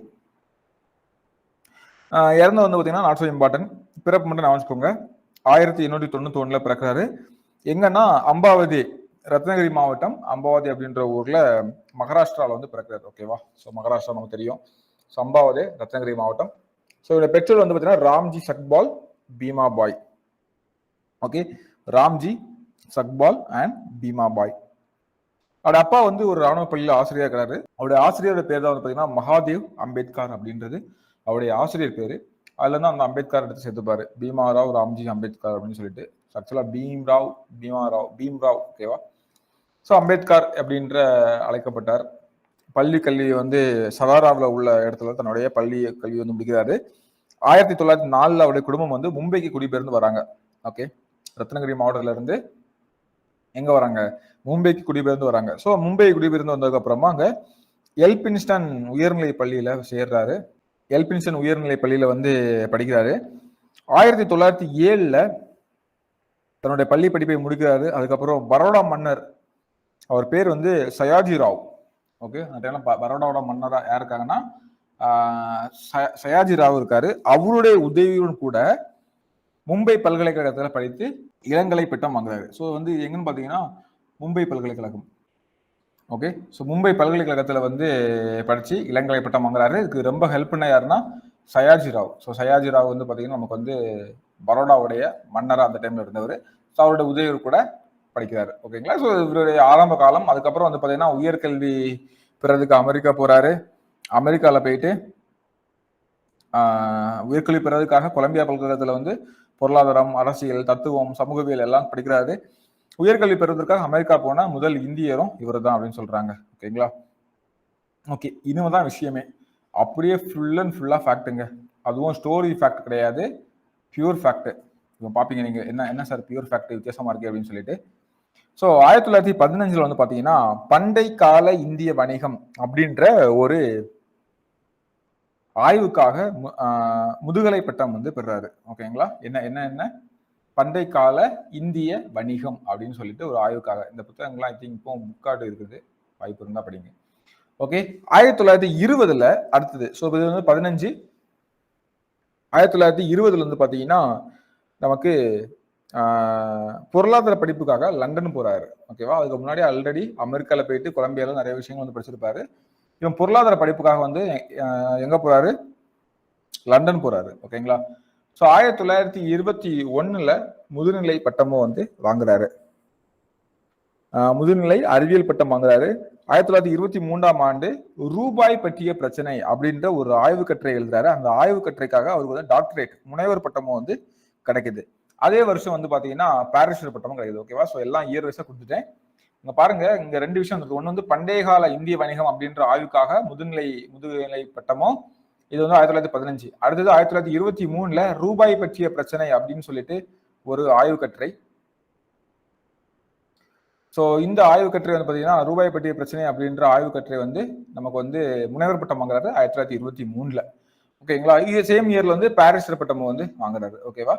ஸோ 1924 ஓகே, ஒடுக்கப்பட்டோர் நல்வாழ்வு பேரவை அப்படின்னு ஒண்ணு வந்து ஆரம்பிக்கிறாரு. என்ன ஆரம்பிக்கிறாரு? ஒடுக்கப்பட்டோர் நல்வாழ்வு பேரவை அப்படின்ற பேரவை வந்து ஆரம்பிக்கிறாரு. அதுக்கப்புறம் வந்து பாத்தீங்கன்னா 27 ஒடுக்கப்பட்ட பாரதம் அப்படின்ற இதழையும் வந்து ஆரம்பிக்கிறாரு. ஓகேவா? என்ன? ஒடுக்கப்பட்ட பாரதம் அப்படின்ற இதழ். ஓகே, ஸோ ஈஸி தானே. 24 வந்து ஸோ நம்ம இதுல வந்து மீதி எல்லாம் விட்டுருங்க, அவர் எங்க படிச்சாரு அதெல்லாம். அதை வந்து செகண்ட், அதாவது ஃபர்ஸ்ட் தான் நான் வச்சுக்கோங்க. செகண்ட் இதுல பண்டைக்கால இந்திய வணிகம் அப்படின்ற ஒரு விஷயம், ரூபாய் பற்றிய பிரச்சனை அப்படின்ற ஒரு விஷயம் நான் வச்சுக்கோங்க. தேர்டா வந்து ஒடுக்கப்பட்ட நலவாழ்வு பேரவை, ஒடுக்கப்பட்ட பாரதம் அப்படின்ற இதழ். ஸோ இதெல்லாம் வந்து நான் வச்சுக்கோங்க. ஓகேங்களா? அதுக்கப்புறம் பாத்தீங்கன்னா அவர் நடத்திய ஒரு முக்கியமான சத்தியாகிரகம் 1927 மகத் சத்தியாகிரகம் இல்லைங்களா? ஸோ நம்ம ஆல்ரெடி இதை வந்து லைட்டா பார்த்துருப்போம். மகத் சத்தியாகிரகம் அல்லது சாவுதர் தலே சத்தியாகிரகம். என்னது? மகத் சத்தியாகிரகம் அல்லது சாவுதர் தலே சத்தியாகிரகம் அப்படின்ற ஒண்ணு. இது எதுக்காக பாத்தீங்கன்னா சத்தியாகிரகம் எதுக்காக நடத்திருப்பாரு அப்படின்னா, இது ஒரு அமைப்பாவே வந்து ஆரம்பிச்சிருப்பாரு. அதாவது கிணறுகள்ல தீண்டாமை கொடுமைக்கு கிணறுகள் ஊர்ணிகள் அதாவது பொது குளத்துல இல்ல பொது நீர்நிலைகள்ல வந்து தண்ணி எடுக்கிறதுக்கு தாழ்த்தப்பட்ட மக்களுக்கு வந்து அதாவது தாழ்த்தப்பட்டவர்கள் சொல்லக்கூடிய அந்த மக்களுக்கு வந்து உரிய வசதி இல்லாம இருந்துச்சு, அவங்க யூஸ் பண்ண முடியாம இருந்துச்சு. ஸோ அதுக்கு எதிராக வந்து அதுக்கு எதிராக போராட்டிருப்பாரு. ஓகேங்களா? ஸோ இதான் வந்து பாத்தீங்கன்னா நமக்கு இந்த மகத் சத்தியாகிரகம் அப்படின்றது. அதுக்கப்புறம் வந்து பாத்தீங்கன்னா 1930 இது வந்து ரொம்ப முக்கியம். 27 ஞாபகம். 1930 நமக்கு வந்து பாத்தீங்கன்னா சமாஜ சங்கம் அப்படின்னு ஒண்ணு வந்து ஆரம்பிச்சிருப்பாரு. 1930 சமாஜ் சங்கம். ஸோ இதை வந்து எதுக்காக உருவாக்கி இருப்பாருன்னா இந்த நாசிக் கோயில் நுழைவு போராட்டத்தை நடத்தி இதுல வந்து வெற்றியும் பெற்றிருப்பாரு. ஓகேங்களா? அதுக்கப்புறம் வந்து பாத்தீங்கன்னா நாசிக் கோயில் நுழைவு போராட்டம் 1930 முக்கியமானது. ஸோ 1930 முதலாவது வட்டமேசை மாநாடுல வந்து கலந்துப்பாரு. ஸோ அம்பேத்கர் வந்து 3 வட்டமேசை மாநாடுகள்லயுமே கலந்துருப்பாரு. ஓகேங்களா? ஸோ முதல் வட்டமேசை மாநாடு இதுல வந்து தமிழகத்தை சேர்ந்த ரெட்டைமலை சீனிவாசன் இவர் நம்ம பின்னாடி படிப்போம். ஸோ பின்னாடினா யூனிட் 8 படிப்போம். அங்க வந்து தமிழகத்தை சேர்ந்த ரெட்டைமலை சீனிவாசன் கூடவும் சேர்ந்தே கலந்து கொண்டிருப்பாரு. ஓகேவா? நான் ஆல்ரெடி சொன்ன மாதிரி 3 வட்டமேசை மாநாடுகள்லையும் கலந்து கொண்டிருப்பாரு. இவர் மூக் நாயக் அப்படின்னு சொல்லிட்டு அழைக்கப்பட்டிருப்பாரு. மூக் நாயக்னு என்னன்னா குரலற்றவர்களின் தலைவர் அப்படின்னு சொல்லுவாங்க, இல்ல குரலற்றவர்களின் குரல் அப்படின்றதுதான் மூக் நாயக் அப்படின்றது. ஓகேவா? ஸோ முக்கியமானது நாங்க இங்க கொடுத்துருப்பாங்க ஸ்கூல் புக்ல வாய் பேச முடியாதவர்களின் தலைவர் கொடுத்துருப்பாங்க. ஸோ வேற ஒன்றும் இல்லை. என்ன அது வாய் பேச முடியாதவன்னு சொல்றாங்கன்னா அதாவது சமூகத்துல தங்களுடைய கருத்தை வந்து பதிவு பண்ண முடியாம இருக்கக்கூடிய மக்களுடைய தலைவரா வந்து அவர் இருந்திருப்பாரு. ஓகேவா? ஸோ அதுதான் வந்து விஷயம், வேற ஒன்றும் இல்லை. ஓகேவா? ஸோ அதான் வந்து குரலற்றவர்களின் குரல் இல்ல வாய் பேச முடியாதுன்னு தங்களுடைய கருத்தை வந்து தெரிவிக்க முடியாத சூழ்நிலையில் உள்ளவர்களுடைய குரலாக ஒளியாக தலைவராக இருந்தவர் அப்படின்றது. ஓகேங்களா? ஸோ அதான். ஸோ அதுக்கப்புறம் வந்து பார்த்தீங்கன்னா ஸோ இது ஒன்று முக்கியமானது. அப்போ வந்து 1930 என்னெல்லாம் பண்றாரு? ஒரு நாசிக்ல கோயில் நுழைவு போராட்டத்தை நடத்தி வெற்றி பெறாரு. அதுக்கப்புறம் வந்து முதலாவது வட்டமேசை மாநாடுல வந்து கலந்து கொள்றாரு. அதுக்கப்புறம் வந்து பார்த்தீங்கன்னா இன்னொன்று முக்கியமா ஒட்டுமோ ஸோ அடுத்த வருது. ஓகேங்களா? பகிஷ்கிருத் ஹிடாஹரிணி சபை. ஓகேவா? என்னது பேரே சும்மா இருக்கு இல்லையா? பகிஷ்கிருத் ஹிடாஹரிணி சபை அப்படின்றது இது வந்து தனித்து விடப்பட்டவர்களின் நலனுக்காக வந்து பாத்தீங்கன்னா இப்படி ஒரு சபையை வந்து ஆரம்பிச்சிருப்பா. இதோட கேட்டதுல நினைக்கிறேன், பாவிச்சுக்கோங்க. 1937 வந்து பாத்தீங்கன்னா சுதந்திர தொழிலாளர் கட்சியை வந்து ஆரம்பிக்கிறாரு. அதுக்கு முன்னாடி நம்ம என்னன்னு பார்த்தோம் இல்லையா? இன்னொன்னு நினைச்சிருக்கோம், காந்தியோட பூனா ஒப்பந்தம் வந்து நடந்திருக்கும் இல்லைங்களா? ஸோ அதை ஞாபகம் வச்சுக்கோங்க. ஓகேவா? ஸோ காந்தி கூட பூனா ஒப்பந்தம் அப்படின்ற ஒரு விஷயம் வந்து ஞாபகம் வச்சுக்கோங்க, முக்கியமானது. ஓகே. ஆமா. அதுக்கப்புறம் அங்க வந்து 37 வந்து சுதந்திர தொழிலாளர்கள் கட்சி அப்படின்னு ஆரம்பிக்கிறாரு. சுதந்திர தொழிலாளர்கள் கட்சி வந்து ஆரம்பிக்கிறாரு. தேர்தலில் போட்டியிடுறாரு, வெற்றி பெறுறாரு. வெற்றி பெற்றது மட்டும் இல்லாம ஒரு அவருடைய கட்சி வேட்பாளர்கள் ஒரு 15 பேர் வந்து கூடவே சேர்ந்து வெற்றி பெறாங்க. ஓகேவா? சுதந்திர இது வந்து ஆரம்பிக்கிறாரு, தேர்தலில் போட்டியிடுறாரு, வெற்றி பெறாரு. ஒரு 15 பேர் வந்து வெற்றி பெறாங்க. ஓகேங்களா? ஒரு 15 பேர் வந்து வெற்றி பெறாங்க. ஓகே. 1942 பட்டியல் இனத்தவர் கூட்டமைப்புன்னு ஒண்ணு ஆரம்பிக்கிறாரு. அதே 1942 பாதுகாப்புத்துறை ஆலோசனை குழுவுடைய உறுப்பினராக வாங்குறாரு. ஓகேவா? ரொம்ப முக்கியமானது லேட்டரா 1956 நாக்பூர்ல அவருக்கு வந்து பாத்தீங்கன்னா எந்த ஒரு மதத்திலையுமே ஈடுபாடு இல்லாம இருப்பார். ஓகேவா? கிறிஸ்தவம் பைபிளை படிச்சு ஜீசஸ் கிறிஸ்டியம் பிடிக்குன்ற மாதிரி சொல்லுவாரு. ஆனா ஆக்சுவலா அவர் பேசிக்கா இந்து. அங்க எதுவுமே வந்து பிடிக்கல ஜாதிய கட்டுப்பாடுகள்னால. ஸோ ஏன் கிறிஸ்தவத்தை தழுவலை அப்படின்னு பார்த்தீங்கன்னா அங்கேயும் ஒரு குறைகள் இருக்குது. ஓகேவா? அங்கேயும் இதே மாதிரியான பிரச்சனைகள் இருக்குது. ஓகேவா? அங்க பைபிள்ல சொல்லப்பட்டிருக்கெல்லாம் ஒண்ணு, ஆனா அங்க நடக்கிறது வேற அப்படின்ற மாதிரி. ஆனா புத்த சமயத்துக்கு வந்து மாறுறாரு. லட்சக்கணக்கான மக்களோடு சேர்ந்து புத்த சமயத்துக்கு வந்து மாறுறாரு. ஓகேவா? அதுக்கப்புறமா 1957 புத்தமும் அவருடைய தம்மமும் அப்படின்ற புக்கும் வந்து வெளியிடுது. ஓகே. ஸோ இதுக்கு முன்னாடி முக்கியமான விஷயம் பாலிட்டியில படிச்சிருப்போம். ஸோ இந்திய அரசியலமைப்பு சட்டத்தை எழுத அம்பேத்கர் தலைமையில ஒரு 7 பேர் கொண்ட குழு, அவங்க தான் வந்து டிராப்டிங் கமிட்டி இல்லையா, வரைவு குழுவா வந்து செயல்படுறாங்க. ஓகே, அதுல இல்ல, நம்ம ஆல்ரெடி பார்த்ததான். ஸோ அதனால அந்த பாயிண்ட் இல்லை. ஸோ நமக்கு படிச்சிருப்போம். ஸோ இந்த டிராப்டிங் கமிட்டியோட ஹெட்டா வந்து இவர் தான் இருக்காரு இல்லைங்களா? டிராப்டிங் கமிட்டியோட ஹெட் இவரு பிளஸ் இவரோட சேர்த்து மொத்தம் ஒரு 7 பேர் வந்து இருப்பாங்க. ஸோ அது முக்கியமானது. வேற என்ன? ஆமா, வேற எதுவும் அந்த பீரியட்ல நமக்கு இல்லை. ஸோ அதுக்கப்புறம் வந்து பாத்தீங்கன்னா நிறைய உலக பௌத்த சமய மாநாடு நடந்திருக்கும், அதில் கலந்திருப்பாரு. இலங்கையில் நடைபெற்ற புத்த துறவிகள் கருத்தரங்களை கூட அவர் வந்து கலந்திருப்பாரு. ஓகேங்களா? ஸோ அதுக்கப்புறமா அக்டோபர் 14, 1956 லட்சக்கணக்கான மக்களோட வந்து இதுல வந்து சேர்த்திருப்பாரு. 57 புத்தரின் அவருடைய தம்மமும் அப்படின்ற புத்தகம் வந்து வெளியா இருக்கும். ஆனா அவர் வந்து இறந்துருவாரு இல்லைங்களா? அவருடைய இறப்பு நம்ம வந்து எப்ப பார்த்தோம்? இயர், அந்த இயர் டேட் நான் ரொம்ப முக்கியம்னு சொன்னேன். அதாவது ஜனவரி டிசம்பர் 1956 அவர் வந்து இறந்துருவாரு. டிசம்பர் 1956 அவர் வந்து இறந்திருப்பாரு. ஸோ அதனால வந்து பாத்தீங்கன்னா அதுக்கப்புறம் 57 தான் அவருடைய புத்தகம் வந்து வெளியாகும். லாஸ்டா 90 நமக்கு வந்து பாரத ரத்னா விருதம் வந்து கொடுப்பாங்க. 90 பாரத ரத்னா விருதம் வந்து கொடுப்பாங்க. ஓகேங்களா? ஸோ அவருடைய புத்தகங்களும் கட்டுரைகளும் இங்கதான் நிறைய விஷயங்கள் இருக்குது. ஒரு 7 வகையான விஷயங்கள் நம்ம வந்து பார்க்க போறோம். ஓகே, அதுக்கு முன்னால அம்பேத்கருடைய கருத்துப்படி வந்து பாத்தீங்கன்னா கிராமம் அப்படின்றது இப்போ காந்திக்கும் அம்பேத்கருக்கும் இந்த பஞ்சாயத்து ராஜ் பற்றி ஒரு சின்ன இது, அதாவது கிராமங்கள் பற்றியான காந்தி என்ன சொல்லுவாரு, கிராமங்கள் தான் இந்தியாவோட முதுகெலும்பு, அதுக்கு நம்ம முக்கியத்துவம் கொடுக்கணும் ஒரு ஆங்கிள் பேசிட்டு இருப்பாரு இல்லையா. இவரு என்ன சொல்றாருன்னா, இல்ல நீங்க அப்படி சொல்றீங்க, ஆனா வந்து ஏன்னா இவர் எல்லாமே வேற இல்லைங்களா. சோ இப்போ வந்து பாத்தீங்கன்னா அம்பேத்கர் என்ன சொல்றாரு, கிராமம் அப்படின்றது ஒரு வகுப்புவாதம், அதே மாதிரி ஒரு ஜாதி அமைப்பு போன்ற கொடுமையான யதார்த்தத்தை கொண்டுள்ளதான் இந்த கிராம அமைப்பு வந்து இருக்குது அப்படின்னு சொல்றாரு. ஓகேவா, ஒரு வகுப்புவாதம், ஒரு அதே மாதிரி பாத்தீங்கன்னா ஒரு கொடுமையான யதார்த்த ஒரு ஜாதிய அமைப்பு, இப்படிப்பட்ட கட்டமைப்புக்குள்ளதான் அந்த ஒரு கிராமம் அப்படின்றதே இருக்குது அப்படின்னு சொல்றாரு.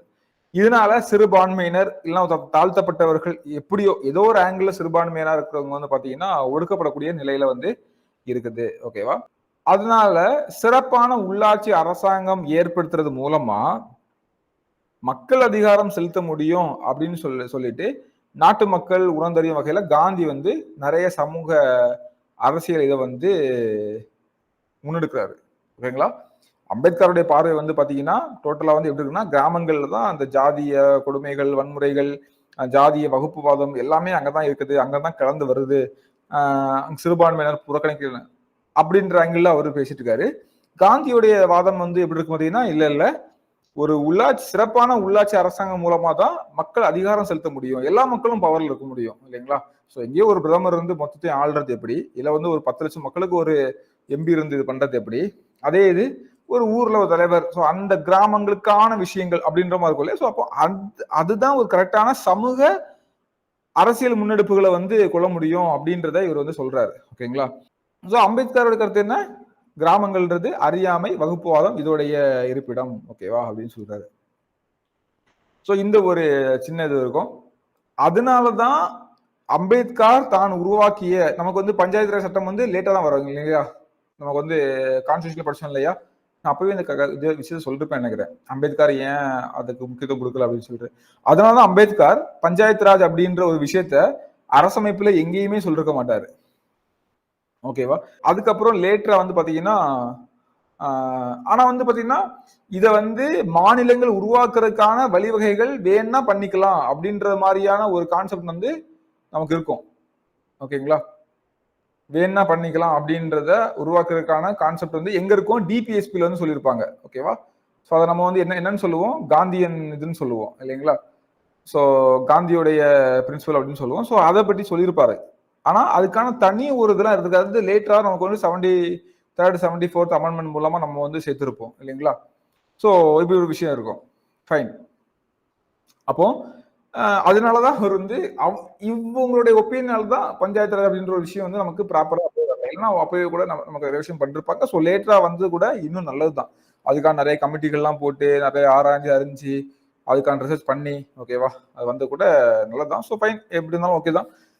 இந்த ஒரு விஷயத்த வந்து சும்மா நான் வச்சுக்கோங்க, எங்கேயாவது பிடிச்சி கேட்டுச்சாங்கன்னா யூஸ் பண்ணிக்கலாம், இல்லை ஏதாவது மெயின்ஸ் பாயிண்ட் ஆஃப் வியூல வந்து யூஸ் பண்ணிக்கலாம். அப்புறம் இவருடைய புத்தகங்கள் மற்றும் கட்டுரைகள். ஓகே, ஸோ மொத்தம் ஒரு 7 இது. ஒன்று ஜஸ்ட் வந்து பேரை மட்டும் பார்த்துருங்க, அப்புறம் பின்னாடி எல்லாம் மீதி பார்த்துக்கோங்க. ஓகேவா, பழங்கால இந்திய வர்த்தகம். ஓகே, அடுத்தது இந்திய தேசிய பங்கீடு பற்றி வரலாறு மற்றும் பகுப்பாய்வு ஆய்வறிக்கை. ஃபர்ஸ்ட் வந்து பழங்கால இந்திய வர்த்தகம், அதுக்கப்புறம் இந்திய தேசிய ஸோ இது நம்ம ஆல்ரெடி பார்த்தோம். பழங்கால இந்திய வர்த்தகம் வந்து ஆல்ரெடி பார்த்தோம் முதுகலை படிப்புக்காக. அடுத்தது இந்திய தேசிய பங்கீடு பற்றிய வரலாறு மற்றும் பகுப்பாய்வு ஆய்வறிக்கை. அடுத்து வந்து பாத்தீங்கன்னா நமக்கு வந்து பிரிட்டிஷ் இந்தியாவில் மாகாண நிதிகளின் மதிப்பீடு. ஓகேவா, அடுத்தது பிரிட்டிஷ் இந்தியாவின் மாகாண நிதி பரவலாக்கல், அதை பற்றி ஒரு நிலை இருப்பாரு.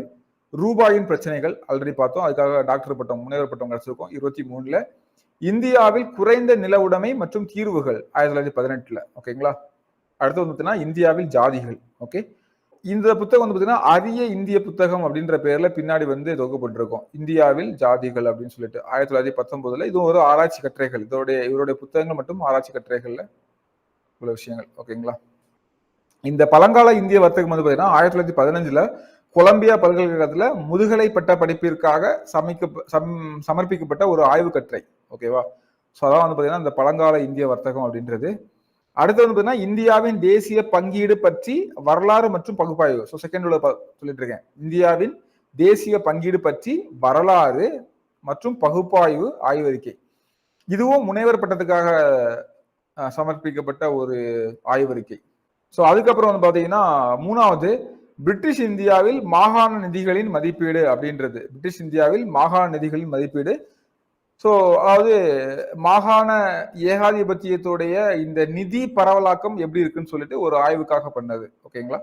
ஸோ அதே மாதிரி பார்த்தீங்கன்னா அகைன் இதோடைய ஒரு எக்ஸ்ட்ரா ஒரு இதான் வந்துன்னா இது வந்து எம்எஸ்சி பட்டத்துக்காக 1921 எழுதியிருப்பாரு. பிரிட்டிஷ் இந்தியாவில் மாகாண நிதி பரவலாக்கல் அப்படின்னு சொல்லிட்டு. ஓகேவா? ஸோ அதுக்கப்புறம் பார்த்தீங்கன்னா ரூபாயின் பிரச்சனைகள் 1921 ரூபாயின் பிரச்சனைகள் சொல்லிட்டு இதுவும் வந்து பார்த்தீங்கன்னா லண்டன் பொருளாதார பள்ளியில் வந்து பார்த்தீங்கன்னா அந்த எக்கனாமிக்ஸ் குறித்து பண்ணது. அதுக்கப்புறம் வந்து இந்தியாவில் குறைந்த நிலவுடைமை மற்றும் தீர்வுகள் 1918 வெளியான கட்டுற. இதுக்கப்புறம் இந்தியாவின் ஜாதிகள் அரிய புத்தகம் அப்படின்னு சொல்லி அரிய இந்திய புத்தகம் அப்படின்ற தலைப்புல வந்து தொகுக்கப்பட்டது 1916. ஓகேவா? அரிய இந்திய புத்தகம் அப்படின்னு சொல்லிட்டு 1916 தொகுக்கப்பட்டது. ஓகேங்களா? ஸோ இதெல்லாம் அவருடைய புத்தகங்கள். பொன்மொழிகள் அடுத்தது கற்பி ஒன்று சேர் புரட்சி செய் கேள்விப்பட்டிருப்பீங்க இல்லையா? ஸோ ரொம்ப ஃபேமஸ் ஆனது கற்பி ஒன்று சேர் புரட்சி செய். சுதந்திரம் சமத்துவம் சகோதரத்துவத்தை கற்றுக் கொடுக்கும் மதமே நான் விரும்புவது. ஸோ மதம் அப்படின்ற கான்செப்டுக்கு எதிராக வந்து இவர் பேசுறப்ப ஸோ என்ன சொல்றாரு? சுதந்திரம் சமத்துவம் மற்றும் சகோதரத்துவத்தை கற்றுக் கொடுக்கும் மதமே நான் விரும்புவது அப்படின்னு சொல்லிட்டு சொல்றாரு. ஸோ இந்த வார்த்தையை வந்து கவனிச்சுக்கோங்க. ஓகேவா? ஸோ ஆக்சுவலா மதம் கடவுள் இந்த கான்செப்டுக்கு எதிராக வந்து பாத்தீங்கன்னா சுதந்திரம் சமத்துவம் சகோதரம் இந்த இதுக்கு எதிராக இதை கற்றுக் கொடுக்கிற மதம் தான் அப்படின்னு சொல்லப்போ ஈஸியா அம்பேத்கர்னு சொல்லி நாம வச்சுக்கலாம். ஓகேவா? கற்பி ஒன்று சேர் புரட்சி செய் சுதந்திரம் சமத்துவம் மற்றும் சகோதரத்தை கற்றுக் கொடுக்கும் மதமே நாம் விரும்புவது அப்படின்ட்டு நாம வச்சுக்கோங்க. ஓகேங்களா? ஸோ இதான் வந்து பாத்தீங்கன்னா முழுக்க முழுக்க அம்பேத்கர் பற்றியது. ஓகே. ஸோ அடுத்த வந்து பார்த்தீங்கன்னா கடைசியாக நமக்கு இன்னைக்கு சுபாஷ் சந்திர போஸையும் சேர்த்தே நம்ம இப்போ வந்து பார்க்கலாம். நேதாஜி சுபாஷ் சந்திர போஸ் இவருடைய பிறப்பு நிறைய பேர் தெரிஞ்சிருக்கும். ஜனவரி 23 இல்லைங்களா? 1897 வந்து பிறக்கிறாரு.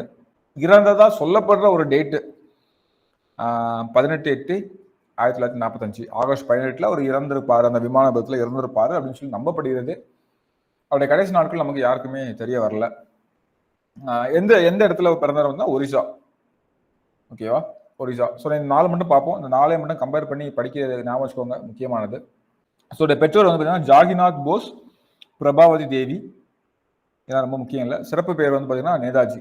ஸோ அடுத்தது இதெல்லாம் வந்து ரொம்ப முக்கியம் கிடையாது. அந்த பிறப்பை மட்டும் நான் வச்சுக்கோங்க. இதுவரை கேட்டதும் கிடையாது. தமிழ்ல புலவர்கள் அதெல்லாம் அது கூட டேட்டு இப்போ கேட்கறது வந்து கம்மியாயிடுச்சு. Not so important. Okay okay. So இப்போ என்ன பார்த்தீங்கன்னா இவர் வந்து சின்ன வயசுல இருந்தே இவருக்கு விவேகானந்தர் மேல பயங்கர ஈடுபாடு. ஓகேவா? சிறு வயதுல இருந்தே விவேகானந்தர் மேல பயங்கரமான ஒரு ஈடுபாட்டு இருக்காரு.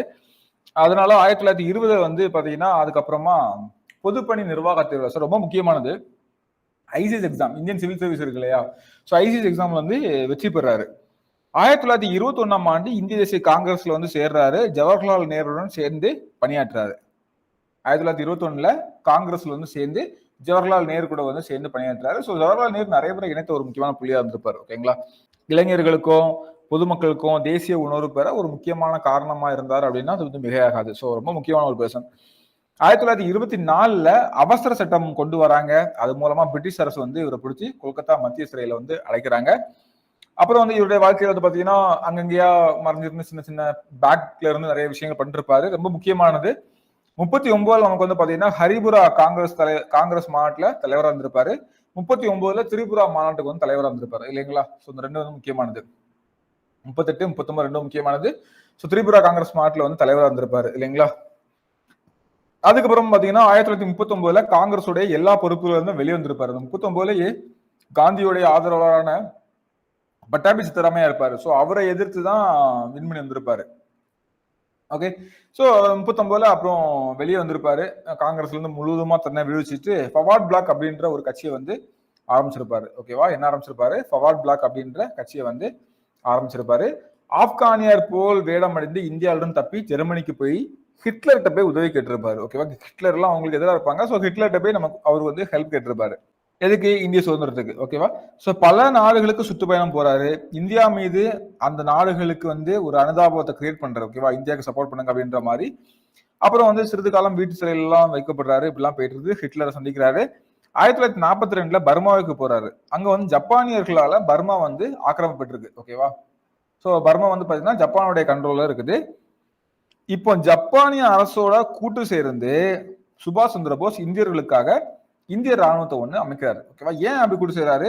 பர்மா வந்து பாத்தீங்கன்னா ஆக்சுவலா இங்க இலங்கை இங்கிலாந்துடைய இது கண்ட்ரோல். ஜப்பான் பர்மாவை கண்ட்ரோல் எடுத்துருச்சு. ஓகேவா? இதெல்லாம் வந்து பாத்தீங்கன்னா நமக்கு அந்த இது கூட உள்ளது. 2ஆம் உலக போர் கூட உள்ளது. இப்ப இந்திய தேசிய ராணுவத்தை வந்து ஜப்பான் படைகளை சேர்ந்து அமைக்கிறாரு. 1943ல சிங்கப்பூர் போறாரு. அங்கதான் இந்த விடுதலை கழகத்துடைய பொறுப்பு வந்து ராஜ்பிகாரி போஸ் வந்து யார்கிட்ட கொடுக்குறாருன்னா அந்த நேதாஜி சுபாஷ் சந்திர போஸ் வந்து கொடுக்குறாரு. அவர் அடிக்கடி பயன்படுத்துற ஒரு வானொலி பெர்லின் வானொலி. ஸோ பெர்லின் வானொலியை வந்து பாத்தீங்கன்னா அடிக்கடி வந்து பயன்படுத்துறாரு. ஸோ ரொம்ப முக்கியமானது பெர்லின் வானொலி. இது வந்து பாத்தீங்கன்னா ஆசாத் ஹிந்த் வானொலி அப்படின்னு சொல்லிட்டு அழைக்கப்படும். ஸோ ஆசாத் ஹிந்த் வானொலி அப்படின்னு சொல்லி அழைக்கப்படும். இந்த ஆசாத் ஹிந்தோடைய வானொலியினுடைய தலைமையகத்தை சிங்கப்பூருக்கும் மாற்றாரு. பின்னாடி ரங்கூனுக்கு மாற்றப்படும். ஓகேவா? ஸோ தலைமையகத்தை வந்து பாத்தீங்கன்னா சிங்கப்பூருக்கு மாற்றி ஸோ சிங்கப்பூர்ல இருந்து செயல்படாம பண்ணிட்டு இருப்பாரு. அதுக்கப்புறம் பர்மாக்கு வந்த அப்புறமா ரங்கூன்ல இருந்து செயல்படுறதுக்கு பண்ணிட்டு இருப்பாரு. ஓகே. அப்போ அவர் பயன்படுத்திய அந்த வானொலி என்னது? ஆசாத் ஹிந்த். ஓகேவா? பெர்லின் வானொலி, ஆசாத் ஹிந்த் வானொலி. ஓகேங்களா? அதுக்கப்புறம் ஆசாத் ஹிந்த் ஃபவுஜ் என்று அழைக்கப்பட்ட இந்திய தேசிய ராணுவத்தினுடைய தளபதி. ஸோ இந்திய தேசிய ராணுவத்துக்கு இன்னொரு பேரு ஆசாத் ஹிந்த் ஃபவுஜ். ஸோ அவருடைய இது. ஓகேவா? அவர் ஆரம்பிச்ச அந்த பேர். அவர் ஆசாத் ஹிந்த் அப்படின்ற பேர்லாம் ஆரம்பிப்பாரு. அதுக்கப்புறமா ஓகே. சோ இதுல வந்து இன்னொரு சொல்றேன். நேதாஜி, மௌலானா அப்துல் கலாம் ஆசாத், மௌலானா இதெல்லாம் தலைவர்கள்னு சொல்லி பேர். ஓகேவா? நேதாஜி அப்படின்றது தலைவர் அப்படின்ற மீனிங்ல தான் வரும். ஸோ அதெல்லாம் நேதாஜி சுபாஷ் சந்திர போஸ் அப்படின்றது. ஓகேங்களா? ஸோ நேதாஜி என்றால் தலைவர் அப்படின்றது பொருள். இந்திய தேசிய ராணுவத்தின் பெண்கள் பிரிவு தமிழ்நாட்டை சேர்ந்த லக்ஷ்மி அப்படின்ற ஒரு பெண்ணோட தலைமையில் வந்து அமைஞ்சிருக்கும். அதுக்கு ஜான்சி ராணி அப்படின்ற பேர். ஓகேவா? ஸோ அப்ப இந்திய தேசிய ராணுவத்துல பெண்கள் படைப்பிரிவு இருந்தானா இருந்துச்சு. அதுக்கு யாரோட பேர் இருந்துச்சு? ஜான்சி ராணியோட பேர்ல இருந்துச்சு. அதுக்கு யார் வந்து தலைவராக இருந்தாங்க? தமிழ்நாட்டை சேர்ந்த லக்ஷ்மி, கேப்டன் லக்ஷ்மி சொல்லுவாங்க. ஸோ அவங்க வந்து தலைவராக இருந்திருப்பாங்க. ஸோ இந்திய தேசிய ராணுவத்துல நான் வந்து பொறுமையா சொல்றேன், நோட் பண்ணிக்கோங்க. இந்திய தேசிய ராணுவத்துல வந்து பாத்தீங்கன்னா நமக்கு கேப்டன் லக்ஷ்மி அப்படின்ற தலைமையில ஒரு மகளிர் படை இருந்திருக்கும். ஓகேவா? ஒரு பெண்கள் படைப்பிரிவு இருந்திருக்கும். அந்த பெண்கள் படைப்பிரிவு இருந்த முக்கியம். அது முக்கியம். அந்த பெண்கள் படைப்பிரிவு யாரோட பேர்ல இருந்தா ஜான்சி ராணி லட்சுமிபாய் இருக்காங்களே அவங்க பேர்ல ஜான்சி ராணி அப்படின்ற பேர்ல இருந்திருக்கும். இந்திய தேசிய ராணுவம் வந்து ஆங்கிலேயருக்கு எதிராக போராடிச்சா அப்படின்னு பாத்தீங்கன்னா கடுமையாக வந்து போராடிச்சு அப்படின்னு சொல்லலாம். அதுக்கப்புறம் வந்து பாத்தீங்கன்னா இதோட முக்கியமான ஒரு முழக்கம். ஓகே. ஜெய் ஹிந்த் அப்படின்றது சுபாஷ் சந்திர போஸோட ஒரு முக்கியமான முழக்கமா மாறி இந்தியா ஃபுல்லா இன்னைக்கு வர எதிரொலிச்சிட்டு இருக்கு. டெல்லியை நோக்கி செல், டெல்லி சலோ. ஓகேவா? ஸோ இது வந்து டெல்லி சலோ, டெல்லியை நோக்கி செல் அப்படின்றது. ஸோ கோட்டையை கைப்பற்றதுக்காக. ஓகேவா? ஆட்சியத்தை பிடிக்கிறதுக்காக.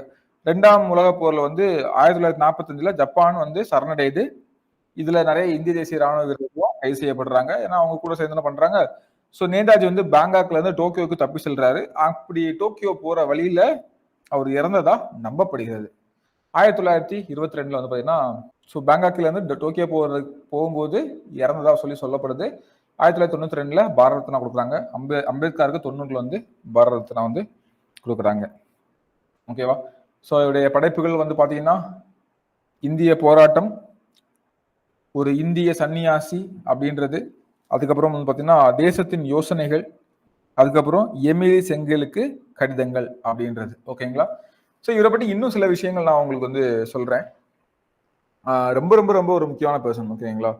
நமக்கு வந்து பாத்தீங்கன்னா இவரை பற்றி இன்னுமே நம்ம டீட்டெயிலா வந்து ஆமா பார்ப்போம். ஸோ இதான் வந்து பாத்தீங்கன்னா இது. ஸோ இந்த சுபாஷ் சந்திர போஸ் பற்றி நமக்கு வந்து பாத்தீங்கன்னா முக்கியமா அந்த நமக்கு இந்திய தேசிய காங்கிரஸ் அப்படின்ற இந்திய தேசிய ராணுவம் அப்படின்றத நமக்கு வந்து இதுல முக்கியமானது. அவரை பற்றி பார்க்கும்போது அந்த விஷயங்கள் நம்ம வந்து ரொம்ப தெளிவா வந்து தெரிஞ்சு வச்சுக்கணும். ஓகேங்களா? இந்திய தேசிய காங்கிரஸ் பற்றி இந்திய தேசிய ராணுவம் பற்றி இந்திய தேசிய ராணுவம் பற்றி ஒரு சில விஷயத்த இவர் கூட இந்த டாபிக் பேசும்போது பேசினா உங்களுக்கு இன்னும் ஈஸியா இருக்கும். ஓகேங்களா? அதாவது பிரிட்டிஷ் பேரரசுக்கு உட்பட்ட இடங்கள் தான் இந்த மலேயா, பர்மா, தென்கிழக்கு ஆசிய நாடுகள் எல்லாத்துலயும் வந்து பாத்தீங்கன்னா ஒரு பெரும் இந்திய படை வந்து நிறுத்தப்பட்டிருக்குது. இந்த படைகளால ஜப்பானிய படைகளுக்கு ஈடு கொடுத்து நிக்கவே முடியல. ஜப்பான் வந்து எதிர் டீம். ஜப்பான் வெர்சஸ் இங்கிலாந்து அவசியம். ஓகேவா? ஜப்பான் கூட சேர்ந்து இவங்க வந்து இந்திய தேசிய ராணுவத்தை வந்து உருவாக்குறாங்க. அப்போ இவங்க ஜப்பானிய படைகளுக்கு ஈடு கொடுத்து இந்த ஆங்கிலேயருடைய படைகள் வந்து நிக்க முடியல அப்படின்றப்ப இவங்க வந்து போர்க்கைதிகளாம் விட்டுட்டு ஓட்டம் பிடிக்கிறாங்க. இப்படி மலையாவில் இருந்து கைவிடப்பட்ட பிரிட்டிஷ் ராணுவத்துடைய அதிகாரியான கேப்டன் மோகன் சிங், ஓகேவா, இப்படி விட்டுட்டு போன அதிகாரிகள் ஒருத்தர் தான் நம்ம கேப்டன் மோகன் சிங் அப்படின்னு ஒருத்தர் இருக்காரு. ஸோ இந்த கதையை கேட்டுக்கோங்க, நல்லா கேட்டுக்கோங்க. நம்ம லாஸ்ட்ல இன்னொரு இதுல நான் சொல்லுவேன்.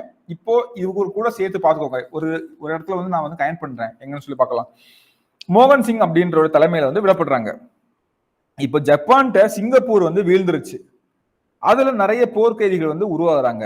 இப்போ இந்த மோகன் சிங் தலைமையில, மோகன் சிங் யாரு, அவர் வந்து தலைமையா செயல்பட்டு இருக்காரு அந்த ராணுவத்துக்கு.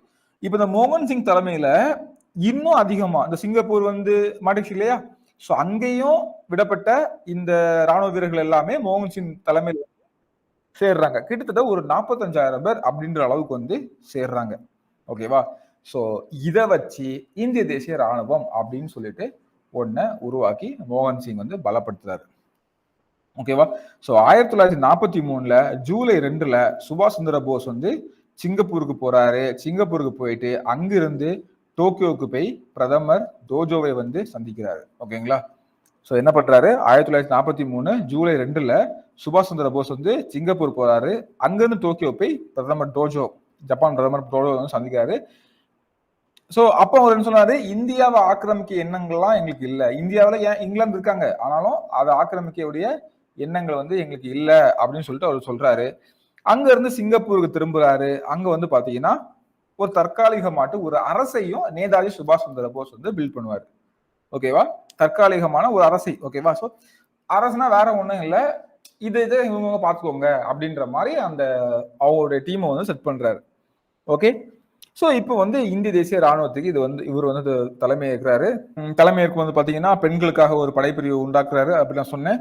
டாக்டர் லக்ஷ்மி அப்படின்னு ஒருத்தங்க, அவங்களுடைய தலைமையில ராணி ஜான்சி ராணி அப்படின்ற படைப்பிரிவு வந்து உருவாக்குறாரு. அந்த டாக்டர் லட்சுமி யாருன்னு பாத்தீங்கன்னா, அந்த பையன் சொல்ல மறந்துட்டேன், அம்மு சுவாமிநாதன் அப்படின்னு ஒருத்தர். ஓகேவா? அம்மு சுவாமிநாதன், அந்த அம்மு சுவாமிநாதனுடைய மகள். அந்த அம்மு சுவாமிநாதன் யாருன்னா ஒரு டாக்டர் கம் சுதந்திர போராட்ட வீரர். ஓகேங்களா? சோ அவருடைய பொண்ணு தான் இந்த லட்சுமி. சோ அவங்களுடைய தலைமையில் வந்து இந்த பெண்கள் பிரிவை வந்து ஏற்படுத்தி வச்சிருக்காரு. ஓகேங்களா? ஸோ நம்ம ஆல்ரெடி பார்த்த மாதிரி ஆசாத் ஹிந்த் ரேடியோ முக்கியமானது. ரங்கூன்ல இருந்து ஸோ இந்த ஆசாத் ஹிந்த் ரேடியோ சொல்லும் போது இன்னொரு விஷயம் சொல்லிட்டேன். ஓகேவா? ஸோ நான் வந்து அதான் ஒவ்வொரு விஷயம் வந்து கனெக்ட் பண்றேன். இது வந்து ஒரு ஹிந்து மாதிரி. அந்த ஆசாத் ஹிந்த் ரேடியோல வந்து பாத்தீங்கன்னா பேசும்போது தான் தேச தந்தையே அப்படின்னு சொல்லிட்டு காந்தியடிகளை அழைக்கிறாரு. ஓகேவா? ஸோ இந்தியாவுடைய கடைசி விடுதலை போருக்கு உங்களுடைய ஆசைகளை கொடுங்க, நாங்க அந்த மாதிரி ஒன்று பண்ண போறோம் அப்படின்னு சொல்லி சொல்றாரு. ஸோ கேட்கிறாரு, ரிப்ளை பண்றாரு, பண்ணாதெல்லாம் ரெண்டாவது. நான் வந்து என்ன சொல்றாரு, ரங்கூன்ல சரி அந்த ஆசாத் ஹிந்த் ரேடியோ மூலமா பேசும்போது தான் வந்து பாத்தீங்கன்னா தேச தந்தையே அப்படின்னு சொல்லிட்டு அழைக்கிறாரு. ஸோ சுபாஷ் சந்திர போஸ் வந்து ஹிட்லரை சந்திக்கிறார் பார்த்தோம் இல்லையா? ஸோ கல்கத்தாவில இருந்து 1941 ஜனவரியில வந்து தப்பிக்கிறாரு. தப்பிச்சு காபூல், எங்க பாகிஸ்தான் அந்த ஆப்கானிஸ்தான் காபூல்ல இருந்து அப்படியே வந்து ரஷ்யா போயிட்டு ரஷ்யால இருந்து இத்தாலிக்கு வந்து போறாரு. அங்க போயிட்டு பெர்லின் போய் சேர்றாரு. அங்க ஹிட்லரையும் கோயபல்ஸ் ஓகே 2 மீட் பண்றாரு. இவங்க வந்து நாசிகளுடைய தலைவராக இருக்காங்க இல்லையா? சோ இந்தியாவுக்கு பெரிய நிலைப்பாட்டை வந்து எடுக்கல. ஓகேவா? ஆனா அங்க இருந்துட்டே அந்த ஆசாத் ஹிந்த் அப்படின்ற ஒரு ரேடியோ வந்து உருவாங்க. பெர்லின்லாம் ஸ்டார்ட் பண்ணுவாரு. அதுக்கப்புறம் வந்து சிங்கப்பூர், அதுக்கப்புறம் ரங்கூன் அப்படி மாதிரி இருக்கும். ஸோ பெர்லின்ல ஸ்டார்ட் பண்ணதுக்கு அலோவ் பண்றாங்க.